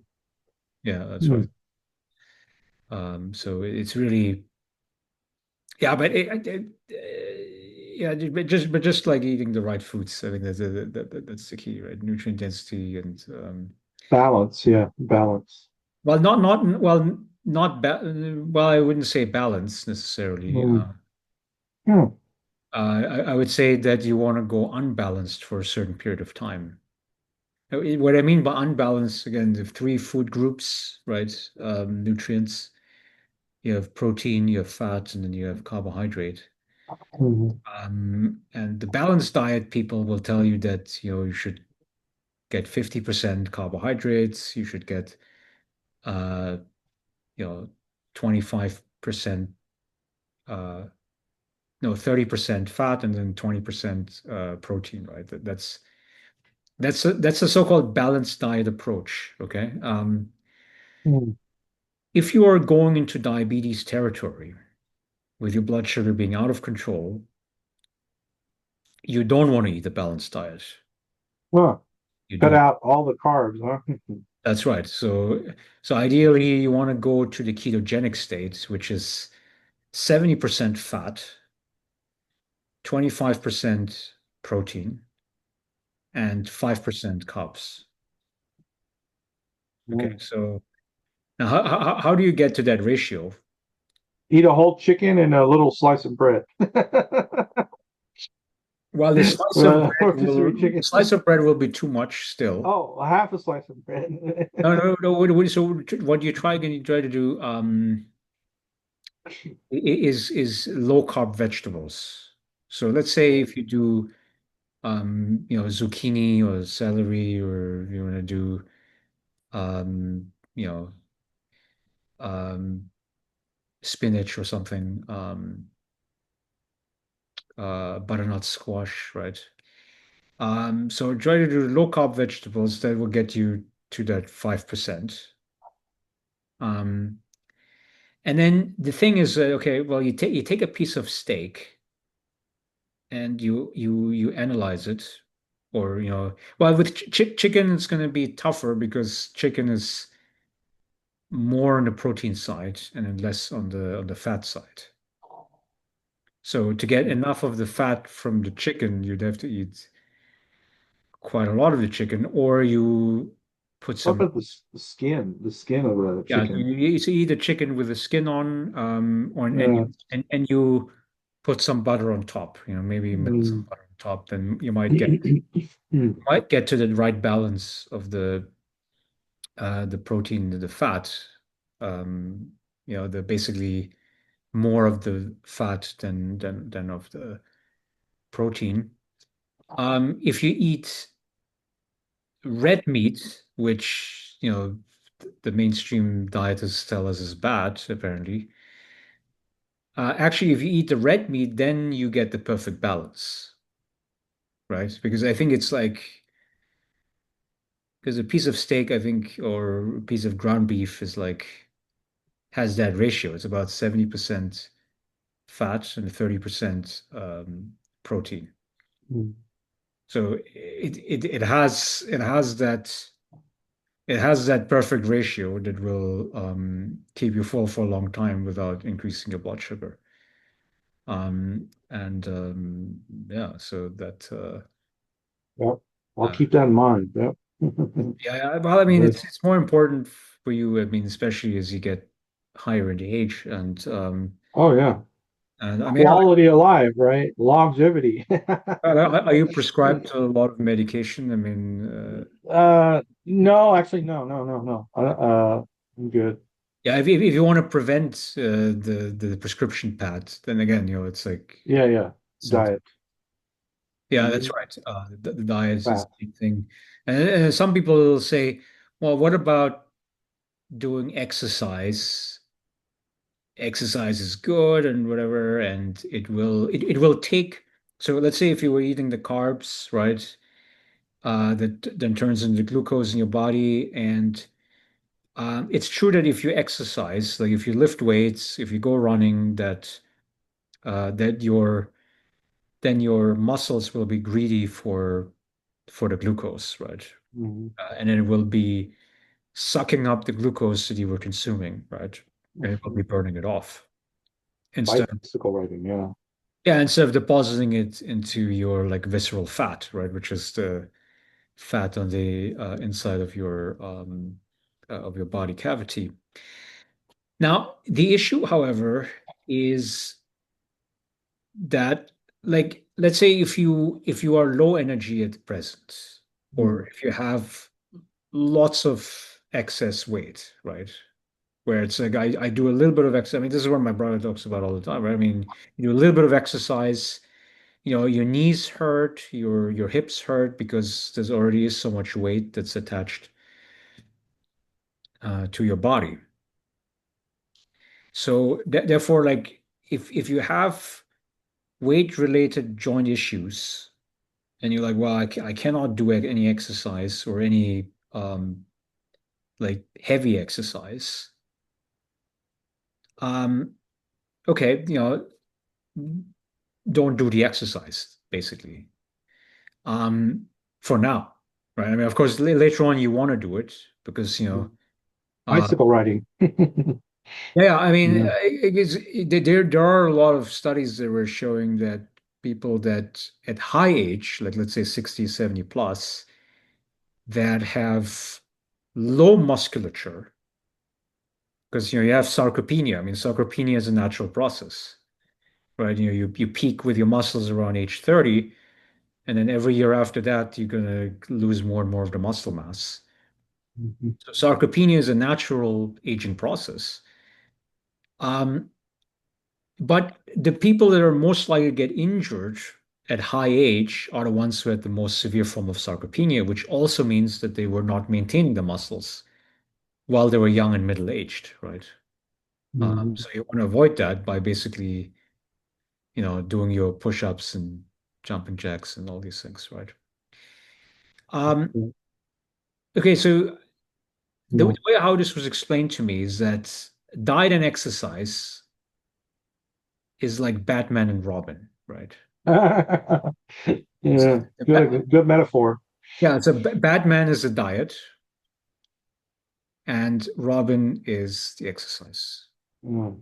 So that is to say that exercise is supportive of a healthy life, but um, but it is mainly driven by the diet, effectively. So you have to get to a point where because of your diet, you lost so much weight, which means that the pressure on your joints, your hips, and your knees are going to be so reduced that that exercise will become effortless to you, right? That it will become non-painful. Mm. Um, yeah, but, That's why I prefer bicycle riding because it puts less stress on joints. And of course, there's you are burning calories, not as much if you're running, but bicycle riding has you know, a little bit of less pressure on the joints, at least, for those people that have problems with joints, or knee problems, for instance, or uh, yeah, and then another one would be swimming. yeah, So those are always the top three in terms of the cardio, in my view, like running, bicycling, and swimming. Also, like climbing stairs is very good. yeah, Like your university building. I mean, yeah. like is your office at a higher floor or is it at the ground? No, we have steps. Um, so yeah, there's also the distance from the car to the campus is significant. So yeah. Yeah, so it's Like the distancing, I mean, is more than most college campuses. Uh, so yeah, it's the only problem I think in Texas is the enormous heat in the mornings, which makes it you got to really work out in the mornings really early. Otherwise, you get hit with the UV, sun hitting you at around 11 o'clock. 11 o'clock is when you get prime time sun. So you really don't want to be out at that time. So people usually work out like earlier in the morning or late in the evening, if they're working out outside. Yeah. And I'm assuming the same thing in Northeast, I guess. Uh, yeah, yeah, in the summertime, I would say after 11 a.m., I think it would be very rough. yeah, yeah.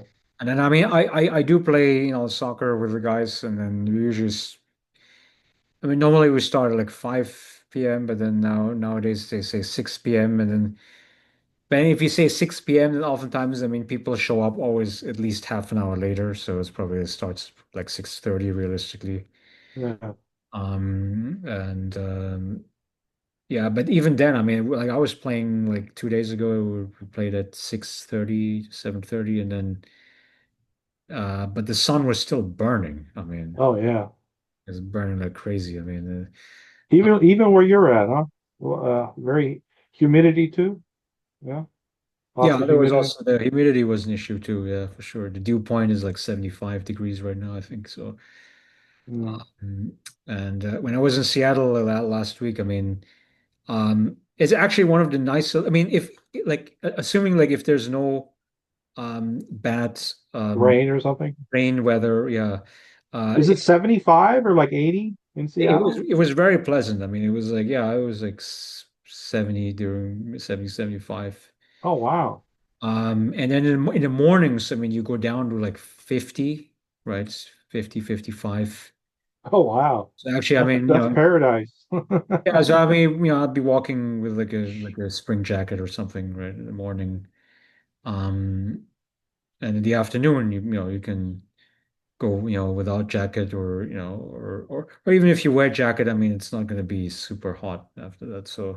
Yeah. Um, so that's probably like one of the pleasant locations. And also like if you get the direct sunlight, it feels a little bit more like Europe, to be honest, right? Uh, Okay. meaning that like, the sunshine will not like, engulf you, right? Because I remember I went to a conference, summer conference in Los Angeles, right? It was in Yeah. August. And that was one of the ASAs, I think it was a couple of years ago.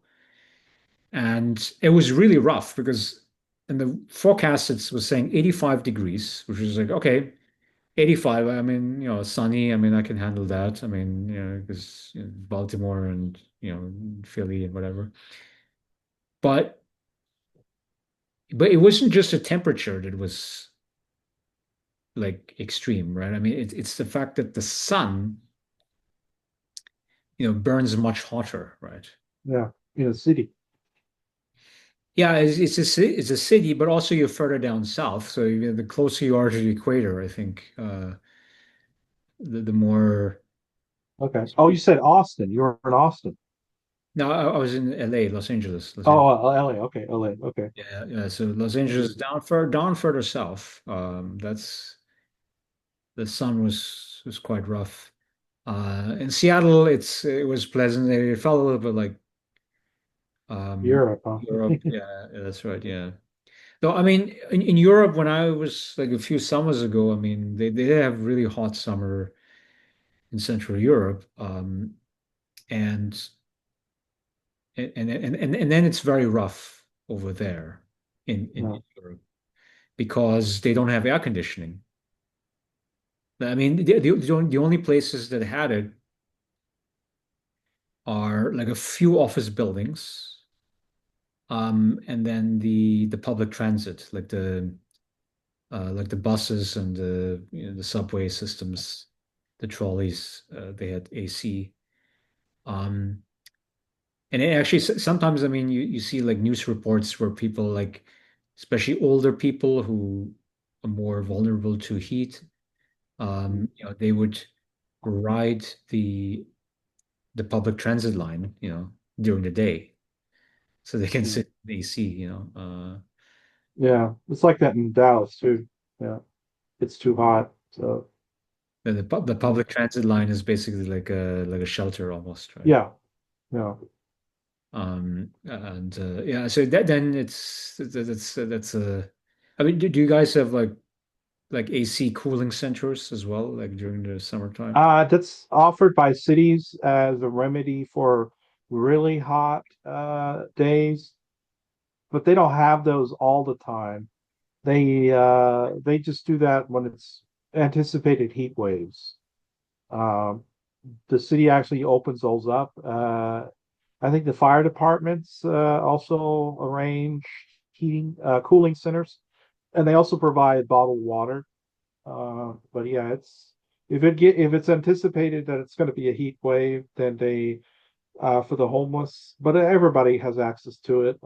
It's usually the fire departments offering uh, a cooling center in the fire department itself, or they have some public transit facilities that they convert into cooling centers. Yeah, Yeah. yeah. Over here, I mean, we already have like the water bottle salesman, usually at intersections, right, where you have a red light, right? Okay. They would sell. You know, Oh, cooler, ice cooler or something. yeah, so they have an ice cooler where, of course, they keep the water cool, right? And then they take it out, and then they would walk up to people's cars, and then and it always strikes me like there's some people who are buying it, because maybe they need the water, they're far away from the home or whatever. So that's another business opportunity. I remember I was watching this one documentary about India, and they have um, these ice vendors, right? So Mhm. during the really hot days, they would, yeah, I mean, they basically have like these freezers, right?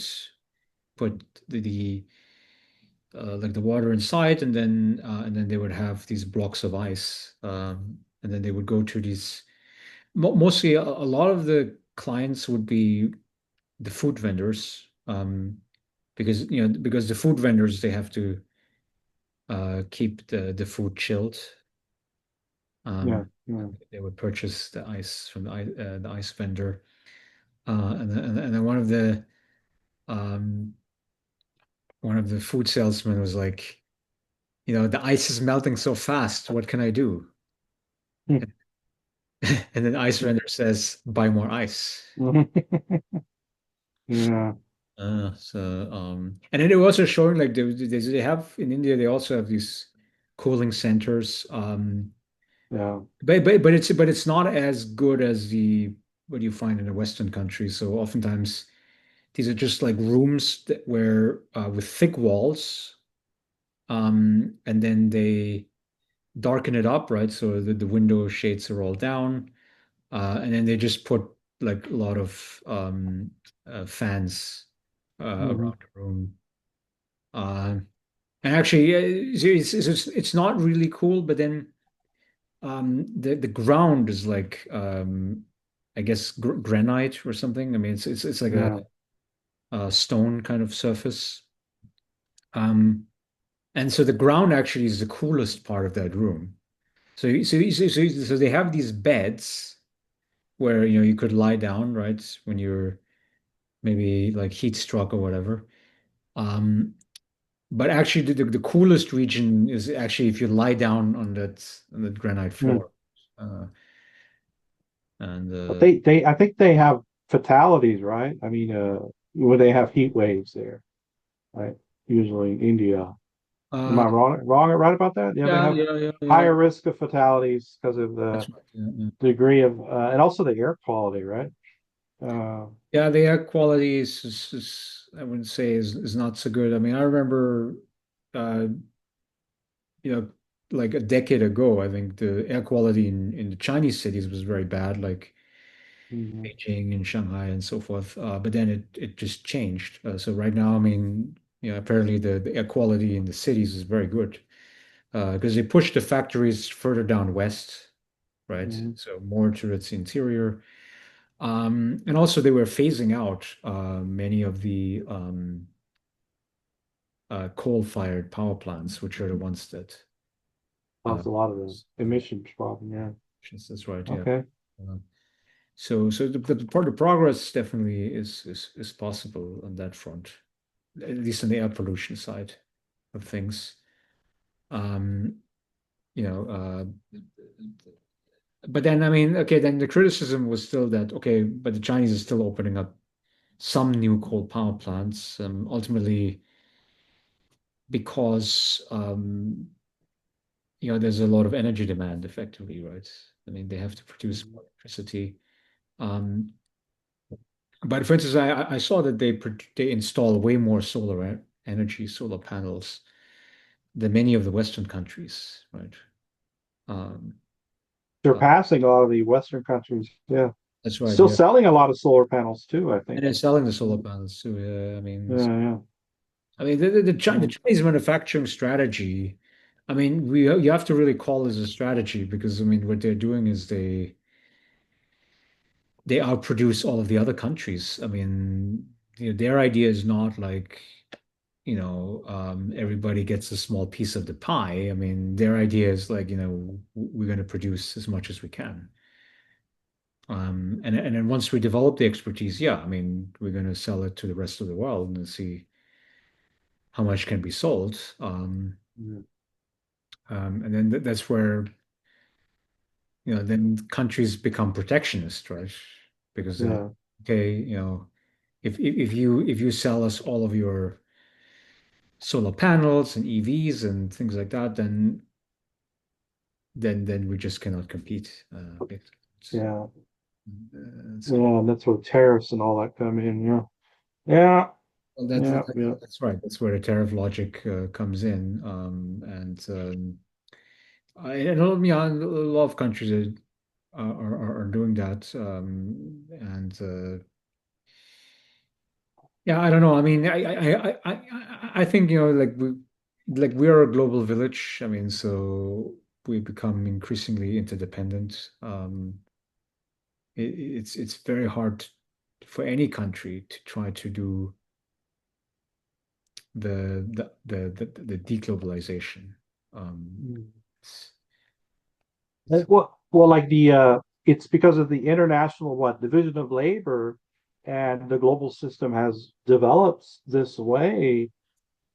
It's odd if people think they can turn back the time. I mean, go back to, you know, just national economy and just national protectionism, and that's bizarre, because of international division of labor. I mean, this is some countries specialize in certain things, and so they're going to have a comparative advantage. Is that what the economists call that?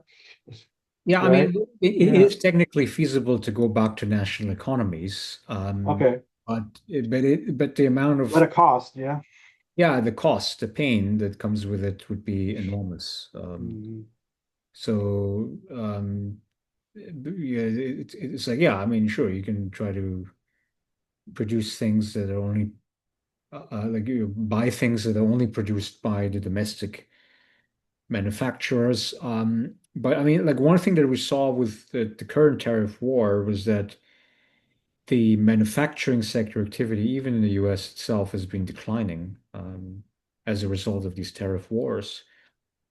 You would think that the manufacturing activity should be increasing because it's more expensive to source the finished manufacturing goods from other countries, right? Yes. Adverse effect. Yeah. Yeah, but it doesn't work like that. I mean, Yeah. because the US manufacturers themselves have to purchase the inputs from other countries, To right? make the product. Yeah. To make the Yeah. product. So this is what's called, I Supply mean, chain? yeah, these are called intermediate goods, right? So intermediate goods are basically the tools, the equipment, the machinery that you need to produce the final good, right? Mm. And those intermediate goods, well, they are being tariffed as well. So the manufacturing companies then are saying, okay, we're going to stop ordering the intermediate goods until we have some clarity around the tariffs, or maybe until the tariffs are dropped, I guess. Um, and so then you're going to see a decline in domestic manufacturing activity, and you're going to see a decline in the employment in those domestic manufacturing facilities.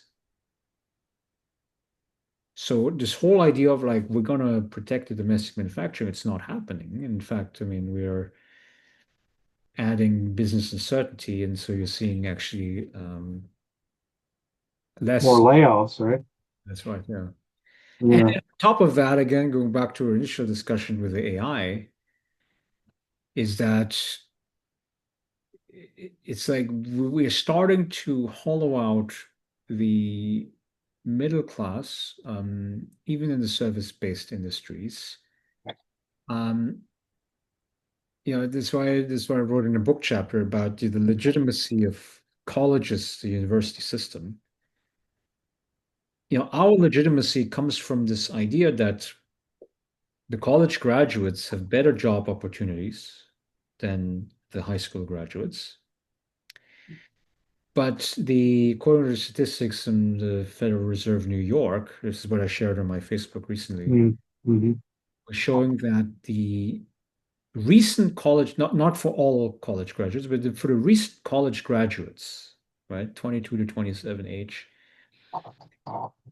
we are seeing higher unemployment rates than for the general workers. General worker unemployment is 4%, and it's 5.8% for the recent college graduates. Oh wow, that data just came out.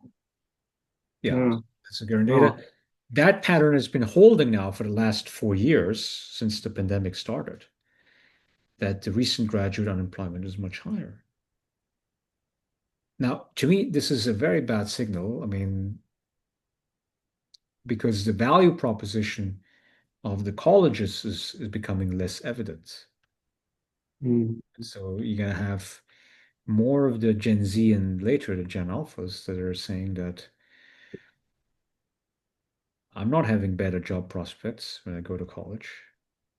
Um, and yeah, and then that's the thing with the AI is that like again the past technological revolutions we were always saying we were the beneficiaries because we're converting laid off manufacturing agricultural workers into and also maybe some of the service sector workers and we convert them into white collar professional workers.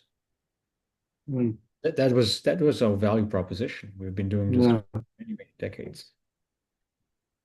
Um, but I don't know. I mean, can we maintain it? I mean, I saw like the total enrollment for the universities it stands at about 19 million students across the US. We peaked at about 21 million enrollments in 2011. Yeah. So That we've has declined. Yeah. so we're declining the enrollments, and this is not counting in the demographic cliff at this point. So the cohort sizes that are about 500,000 people smaller after the 2008 birth cohort, which are the Mm. ones that are going to start college next year, 2026. Right. So, yeah, I This mean, looks negative. yeah, it's Yeah. going to be, Worrisome trend. so yeah, I mean, for many of us in the higher ed sector, I mean, these are all kind of things that are hanging up in the air. And the other thing, of course, is that, if the administration attacks the foreign students, and then let's say, you Less international students too. yeah, so let's say we have a reduction of international students, not an elimination necessarily, but maybe a reduction of international students. It's just I don't know. I mean, all the way around, right? I mean, AI, demographics, international students. I think we um, and game. Yeah, I mean, look, Unfortunately, look, I I mean, don't. it's not like, I mean, from 100 down to zero. I mean, it could be like 100 down to 90 or something, right? No. 100 down to 85 or, something like that. Um, Which for me also, I mean, I raised the question, uh, what's the role of college sports then? What's the legitimacy of college sports and the function of colleges that make athletics a big thing when fewer and fewer students overall are attending. Would this affect possibly college sports as we know it in the United States? I mean, because it is a big, it's a big chunk, big sector. Uh, Not all institutions, I don't know about Morgan State if y'all have athletics but yeah, we a do. lot of the Division One, Division Two. There's this again. I'm a former student athlete myself. I've benefited from sports, but like I was thinking about this more. Uh, like I mean, will that extend? Will there be more and more of this or less? Or with AI, for instance, and job prospects and enrollment trends, looking negative. Um, Curious. For instance, even the kinesiology major, people that get degrees in kinesiology or they would be coach or something. I see more enrollment now, to be honest, in health profession, uh, but and occupational related uh, business somewhat still. But it seems to me that even in athletic realm, there's most of those students are undeclared, maybe, or maybe they might, receive a bachelor's degree, whatever bachelor's they're going for. I'm just raising the question about college sports athletics future. I guess what will that mean if there's a be decline of public funding? Decline of student enrollment. You got to remember a lot of those big institutions. I guess they will keep it alive. But I guess that probably that's what will happen. Yeah, my Um, perception is that yeah, many of the administrators view college athletics to be a cash cow, right? Like, so they're expecting that it actually brings in the revenues, that the amount of money that you put into like the sports facilities and the head coach salaries, etc. I mean, you can bring that money back effectively through the ticket sales, maybe even some corporate sponsoring, I guess. yeah, yeah, yeah. Uh, so yeah, I mean, it would be a way for the colleges to continue to stay relevant. Because I know, like, for instance, like this was March Madness or whatever. I mean, so Yeah, like yeah, yeah, yeah. these are related to college basketball, right? Uh, Yeah, yeah, yeah. Of yeah, college basketball. course. So Yeah.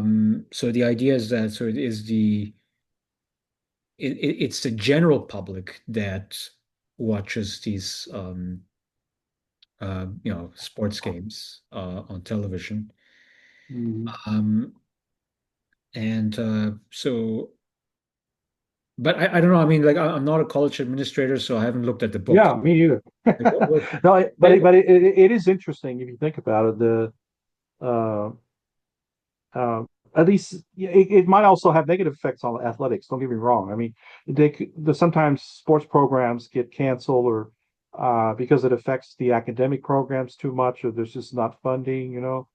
So enrollment can have, adverse effect on college institutions and universities. We can say that because it will, diminish employment. The faculties will get smaller, and then you got, yeah, you like, anticipating fewer students attending. So then, yeah, those students are lost. We don't have those students then.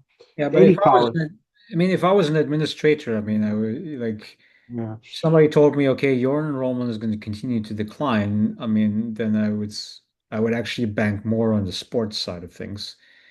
Uh, Yeah. You know, Yeah. I mean, Even yeah, even though it could possibly undermine over long term the the academic side. Yeah. yeah, it's sort of like I can't remember where I listened to this in the podcast. Um, I think it was Michael Borowoy before he passed. He had this part on Carl Polanyi's fictitious commodities, and he even talked about he's a professor, or he was a professor at UC Berkeley, and he was even talking about athletics. Uh, consumes a large chunk of uh, major college institutions. And so that this it becomes more and more and more important. It's branding, it's T-shirts, it's advertisements directly that benefits university. So, but what's interesting here, how it's covered as academic. So, like how it's covered as academic is that, of course, these are student athletes. Then that they are seen as student athletes, they still have to take classes.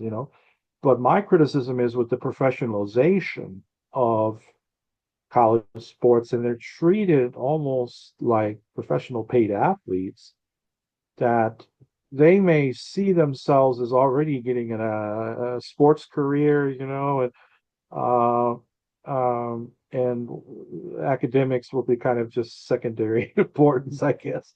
That's my criticism, like, and my pessimism. I'm being pessimistic there. Yeah, I had But this one uh, discussion uh, uh, with Randy Collins. There was when we were both back at Penn.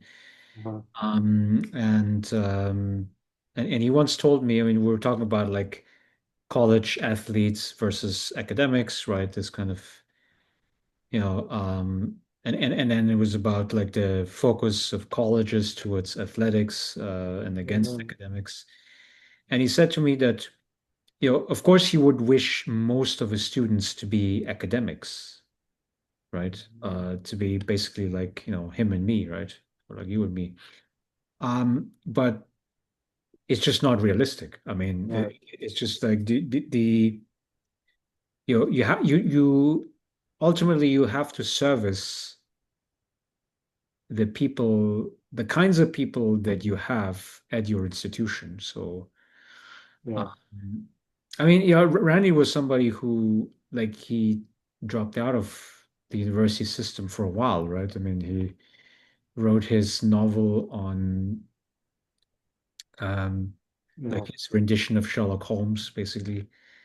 Um, but then after a year or two of hiatus, he came back to the university because ultimately, I mean, the income as a university professor is more stable than as a freelance writer. Mhm. Um, and also he was still plugged into the academic world. I mean, he still presented at academic conferences um, and academic colleagues who kind of pulling him back into Yeah. university life.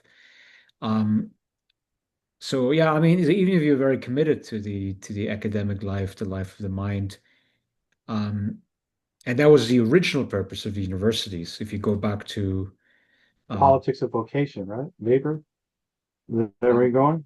No, intellectual kind yeah, there was a book by McNeely and of. I think Wolverton. It was about the history of like universities and like if you go back to like Oxford, right, or whatever it is, like almost 1,000 years old, Well, right? well, Veblen wrote something about university.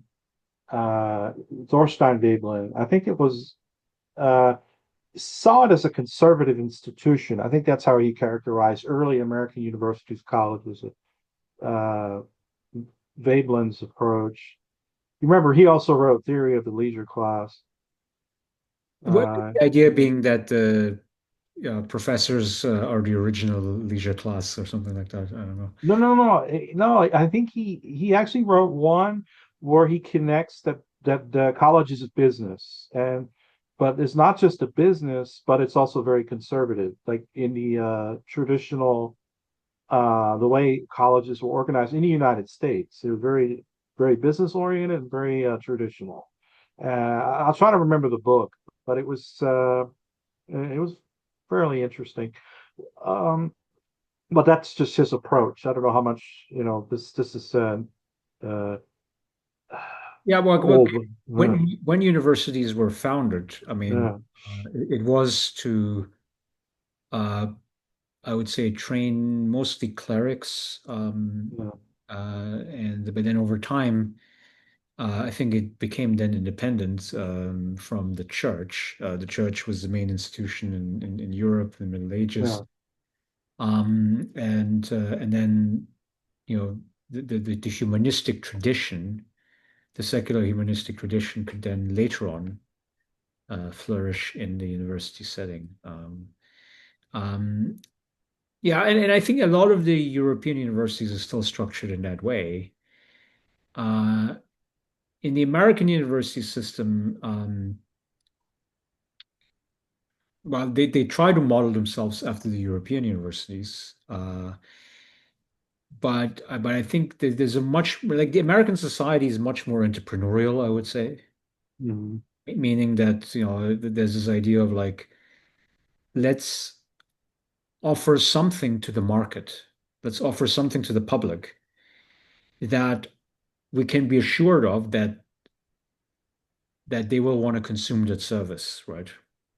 So I think that college athletics grew out of that idea, I would say.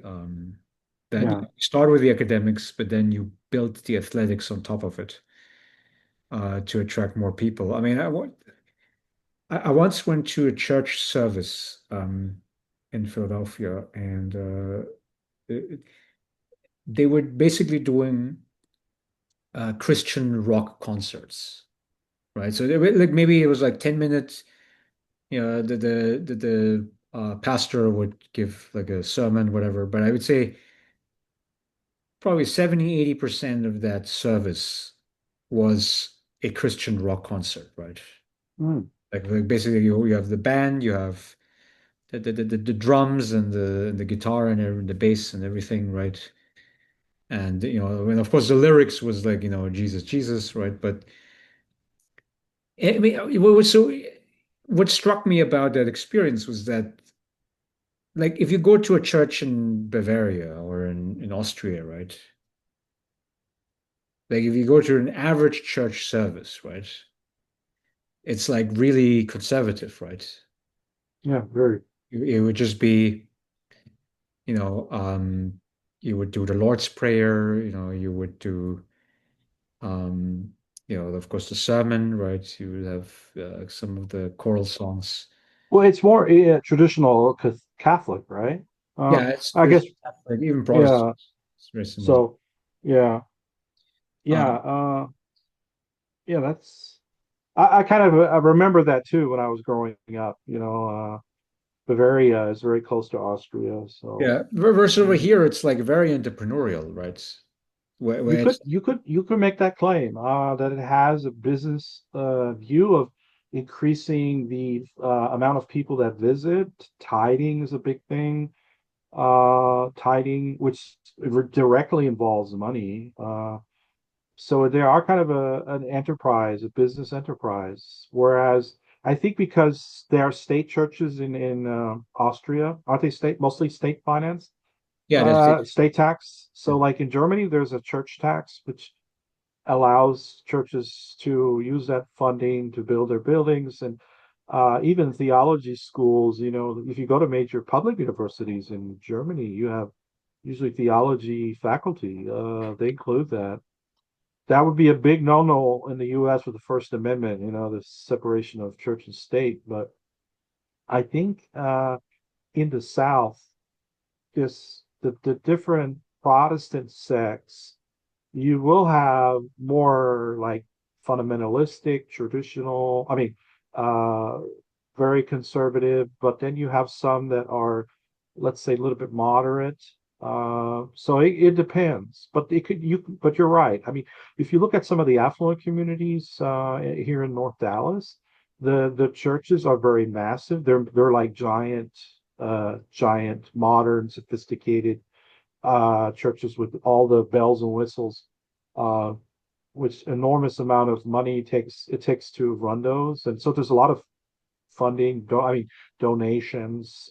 Uh, yeah, and they operate almost like little businesses because they may sell things, they may offer events. I think the one in North Dallas that I went to, I observed, yeah, it's very large, very massive. So it's a big thing. Yeah. So churches, you have more participation. I think in Europe you have this secularization, so you have more, atheism, there's younger people that are maybe less interested. Well, I My mean, impression. My well, the impression. secularization trend is Yeah. observed in the U.S. society as well. Yeah. Over time, you see that, um, but again, because the churches are more entrepreneurial, Yeah. they they might have an easier time to attract enough flocks, and the same idea goes to the university system, right? Yeah. Where the incorporation of the athletics is also what attracts a larger number of people. Versus, I mean, if I'm a European university, I mean, chances are that I'm not doing any marketing. You know, That's um, true. Yeah. That's very yeah, true. In fact, well, I remember in Europe, universities, they did start to try to Americanize. They tried to commercialize like American, like they have like, branding of t-shirts, but not as the extent of American universities that have bookstores and they got, massive apparel sold in stores. Uh, I never saw that European universities, with exception, I think maybe in UK there's a little bit of that. Like they try to imitate American universities when it comes to branding and but I never like you're right. I never saw any commercialization. There's no need for brochure. I think they have little brochures. You go to visit a university, but not like this massive mailing like you get in the US where yeah, they get and recruit you. it would be very hard for us to criticize this kind of commercialism. Yeah, Which, I mean, maybe as a sociologist, I mean, social critics, I mean, we might be yeah, inclined to criticize this commoditization. yeah. But then the flip side of it is that, like, I mean, look, I mean, there's you don't have as much of these academic jobs in the European space, quite frankly. Yeah, yeah, you're right. Yeah, I mean, like the system that is the closest to the American one, I would say, is the British university system, Yeah, where yeah. the Maybe Canada too, a little bit. Yeah, it has a little bit of a Canadian universities have sports too. that's right, yeah, Canadian yeah, they that's the system. Canadian they sort of imitate I think American institutions. And, Uh, and and because of this marketing hype, and of course because of the push towards athletics, among other things, the push towards like university research grants, right, which are obtained from government sources. We'll see how much of the funding still remains after a couple of years. But because of that, I mean, we do have more resources in the university system. And then we do have larger academic programs. I mean, we have more people that can be professors, right? I mean, yeah, this whole idea of like having multiple professors within the same department that have the same standing to each other, at least within the same faculty rank, like assistant, associate, full professor. Um, like in the German system, for instance, doesn't have it, right? The German system basically has a professor who serves as a director of a particular program, right? chair also maybe sometimes a Chair, chair. yeah, yeah, yeah. And Lehrstuhl. Yeah, Lehrstuhl, right? yeah, yeah. If you write the Habilitation, right, you either have a Lehrstuhl or you have to basically get stuck at the level of postdoc or Privatdozent. affiliate researcher or something. Yeah, Privatdozent. I mean, much lower positions, right? They have this außerplanmäßigen Professor. They have invented a title, außerplanmäßigen Professor, Is it like which an assistant professor, it's basically? like a title. No, no, no. It's not it's like a unannounced, unpredicted professor that we just kind of give the person a professorship. They call it außerplanmäßigen professor.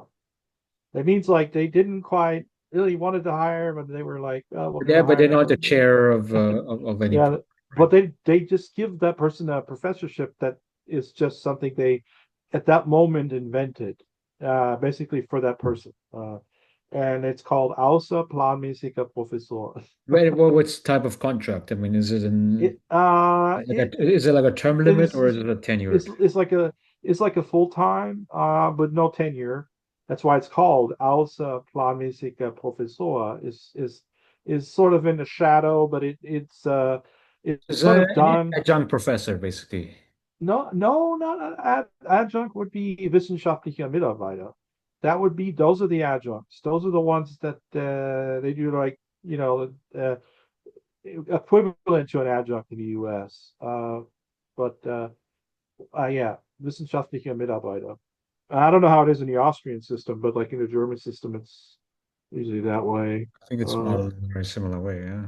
yeah, but well, it's definitely more hierarchy, and there's more. Uh, you got more steps, like you're saying, habilitation. That's like your second book. That's right. Yeah.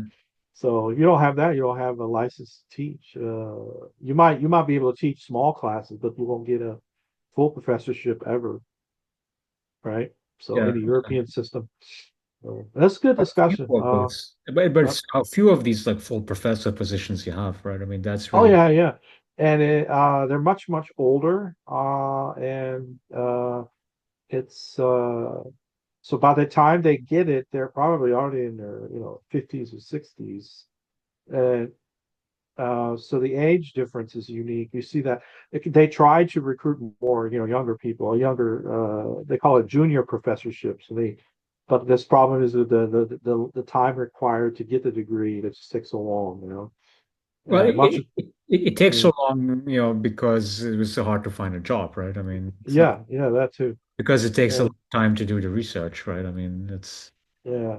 it, So it's that you basically it take you can't find a job, right? I mean, so you just wait. yeah, You're in this intermediate position. I mean, I had one of my colleagues. She graduated with me from yeah. Princeton, but she's German, so we went back to one of the Max Planck institutes, Oh and wow, research institutes. Yep, uh, think tanks, huh? doing a postdoc Okay. at one of those Max Plancks. Um, and it's a 6 year postdoc. So I mean, you could hang around there for a while. But that's the After thing. I mean, but then you're let go again. after then you let go again, and you have to do something else again. So Yeah, like there's this whole idea of like, yeah, lecturer within the British system or assistant professor in the Canadian American system. I think that's something that's they have not built up, right? And they would have to put in a lot more resources yeah. to build up those structures, if they want. But but they have Fachhochschule. I guess those are kind of like a community college, but I don't know. Yeah, it's an interesting observation comparing higher education. Uh, I'm curious. I I mean, guess yeah, the Aust yeah, yeah, it all goes back to like, Max Weber, right? I mean, science as a vocation, yeah, and he made these observations like over 100 years ago about it's still the relevant. Yeah, American system. Yeah, but it's still, my impression is that it still hasn't changed that much, I would say, right? yeah, yeah. Structures across the Atlantic. All right. All right. Okay. So we will So call the call it quits. podcast to an end. All right. Thank you very much Yeah, it was a for pleasure, time. Larry.